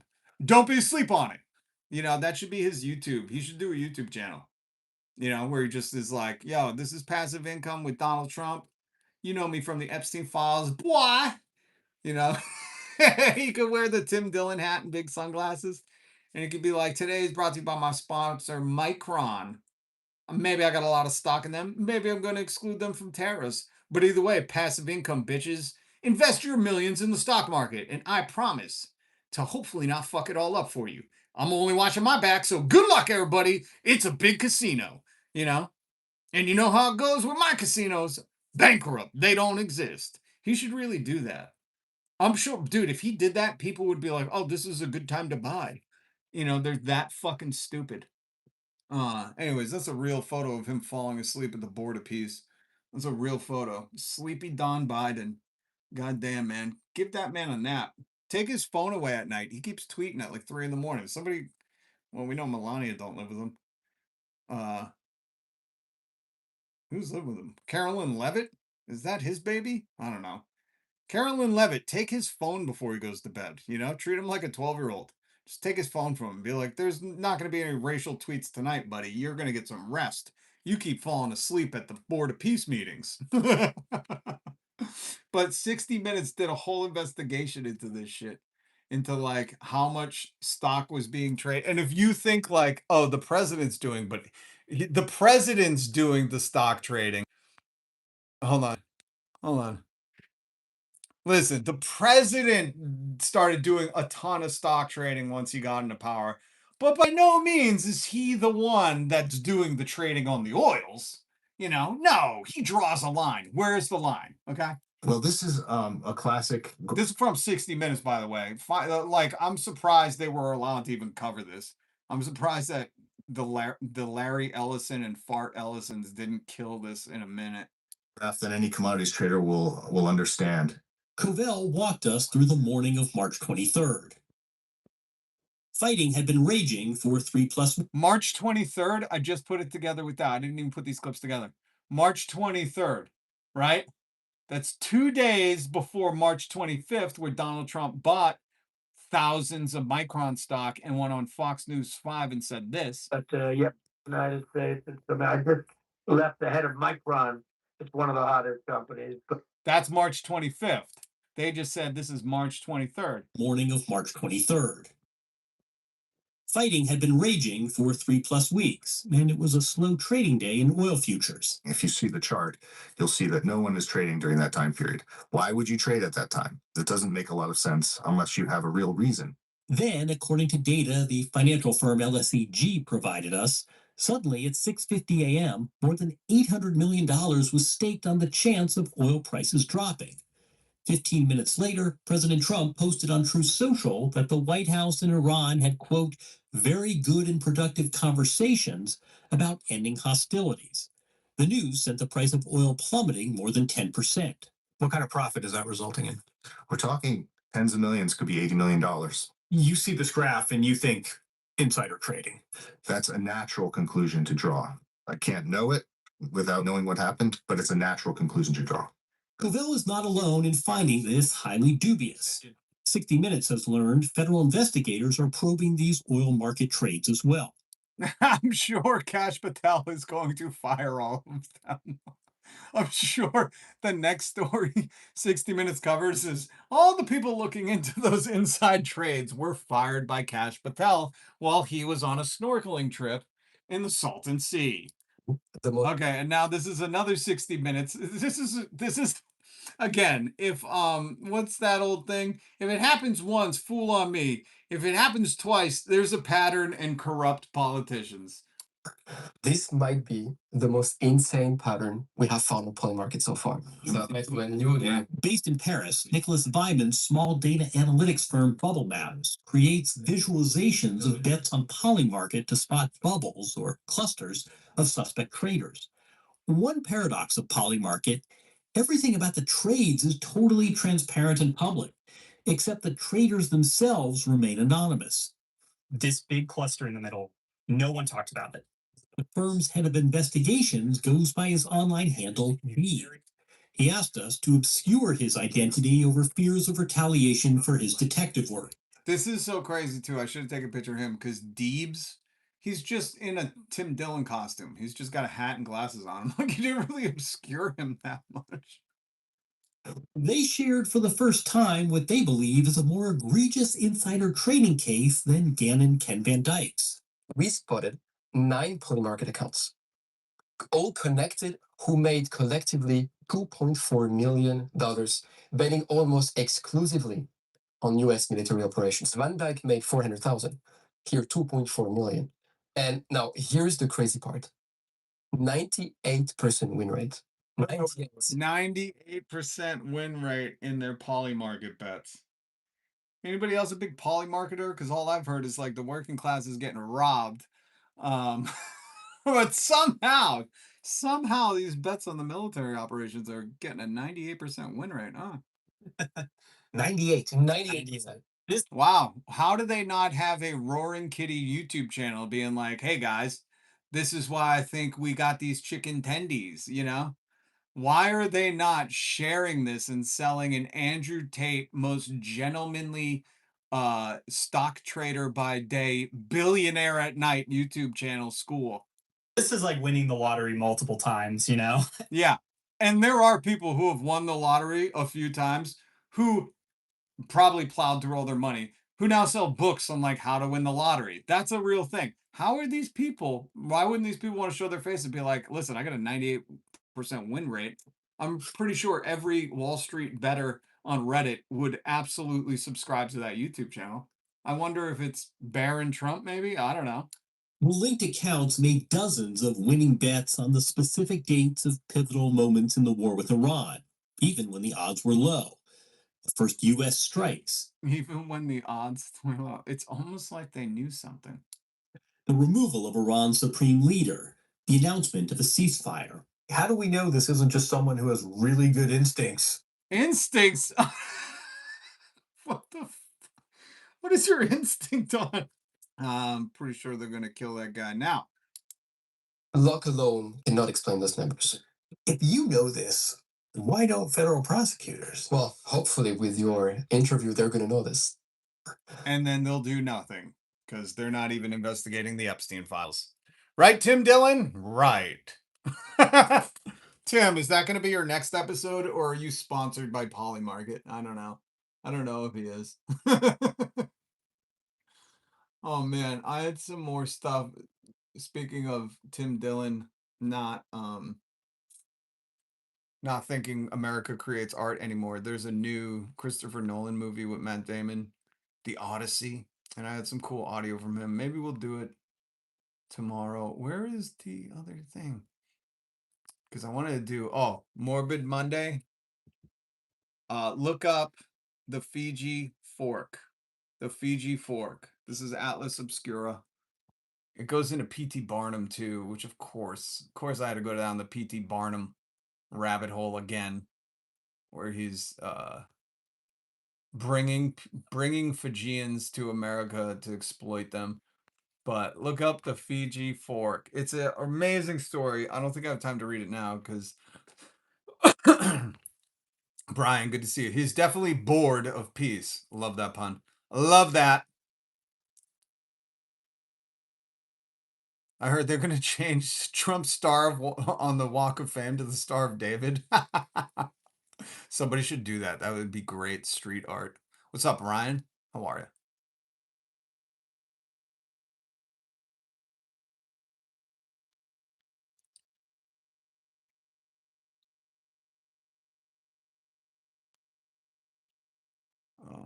Hold on. Because I had more. Where's my other image, man? Wait, that's not it. Oh, man. I can't find out the picture. Oh. We did the Tim Dillon. Where was my other thing? Okay, here it is. Here it is. I like this YouTube channel too. I stumbled across this and I thought this was so powerful, so amazing. I'm not gonna play the whole thing for you, but this is a little girl who documents living in Iran right now. Gore Goddess Writes on YouTube. Ago. And from the day that the bombs hit us, the internet connection was cut off. And I'm here to talk about how it feels like to be a writer, an artist, a teenager living in this country. And that's it, really. That's it. I don't know. So that's her little intro. I want to get to trouble for saying this stuff. If this video actually manages to gain views, I might get in trouble. I don't give a rat's ass about that. I want to tell the world what's going on, even if 20 people watch. I don't really care. This video has 124,000 views now, 11 days ago. I highly suggest, I'm going to play a little more, but it's heart-wrenching if you're a parent or if you just care about the youth. This is some of the most heart-wrenching stuff. I should have pinpointed some of the clips, but she talks about when the bombing started, what her thought was, and anybody who's lived through any kind of real tragedy can probably relate to this girl. But I thought this was so powerful. She wants to be a writer. She's an amazing communicator, even at a young age. And I just don't understand how people can't see, these are just fucking kids that want to exist, man. And to hear what hold on, let me see if I can find. Staying in the capital for as long as the war is happening because, she's multiple girls were killed in a school. Anyway, fuck that. But anyway, what was I talking about? Okay, here it is. Things have been hard here. Things have been difficult. I haven't had a good sleep ever since they bombed us. The minute that they bombed us, I was in school because. So hopefully you can hear what she's saying. Ryan, just on your lunch from not my living wage job. We're trying to fix that every day. Every day in between my not my living wage jobs, we're trying to reach people, connect with people, and get people to understand that Tim Dillon, Joe Rogan, and Theo Vaughn, Andrew Schulz do not give a fuck about you. They have no backbone aside when it comes to their sponsorships. And stop listening to them, people. Stop believing a guy with the golden toilet and an inheritance that would, last him to a presidency has anything but the worst intentions for you, especially the guy in the Epstein files. Well, anyways, this is this YouTube channel. She's about to explain that she was in school when the bombs went off in Iran. And this, it's just so devastating as a parent. This is like your worst fear come to life. Yeah, I was in school, and I remember it was art class, and I was like doing my little drawings, my little doodle, and I was like so happy because I love art class. And then suddenly there was a bomb, and I remember literally no one said anything, and we're just looking at each other and looking outside the window. And then there were two more, and then there was just screams everywhere. There was screaming, there was people pushing each other. I put everything that I had into my bag, and I like got out of the class. I remember just like my hand was over my mouth because my mouth was just hanging open. I was like in shock. I was in complete shock. And I just remember from walking downstairs to the what's it called, basement? No. The floor below the ground. Basement, I think. From walking from the upper floors to the basement, I was just shaking and I was thinking to myself, what if my parents are dead? What if I'm an orphan now and I don't even know that? So yeah, that was my experience. The resilience of this girl is indescribable. Indescribable. And the absolute horror in the pit of your stomach from hearing, I don't know how old she is, but hearing this young kid explain her experience of trying to get out of the building thinking, what if I'm an orphan right now? I don't know what kind of heartless coward could hear a kid say that and think any good comes from any of this. That was started over nothing. And I wanted to share that firsthand experience with it. She goes more into it, and I saw she had just uploaded another video that says, how did an Iranian 14-year-old become fluent in English? So she's 14. I mean, she's so young. And listen to her talk about this. She has more courage than Joe Rogan and Tim Dillon put together, you know? And hopefully she grows up to be more compassionate than both of those two. Oh, this YouTube video says some people think I'm not Iranian. I'm so sorry. I'm so sorry that you're going to experience the American propaganda machine trying to you know, dispel any fucking kind of honesty that you shared. But that's what they're gonna do. They're all gonna question it. Everything's made up. But this is a crazy, crazy video. It is standard for people in Europe to speak multiple languages. Yeah, rendezvous. Well, I never even questioned it from the get-go, because if you have any friends that are outside of America, including people I've had on this podcast, Doreen, who's from France, I think she spoke French, Arabic, and English. You know what I mean? So if you have any friends that are in China, I'm trying to think, like Mexico, like there, if you just know anybody that is raised outside of the US, usually they take English as a second language before they're even out of high school.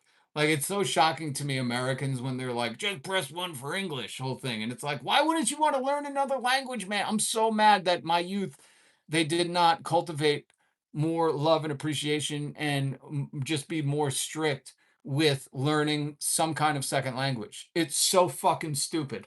It's so dumb, and it's all by plan. They don't want you. They want Americans isolated and stupid. Ugh. But yeah, so I never even, watching this video, I never questioned it, because if you know anybody, then you're like, yeah, most of them learn English so they can communicate with the cultural hub of the world, which is falling to pieces now. Host doesn't make cine.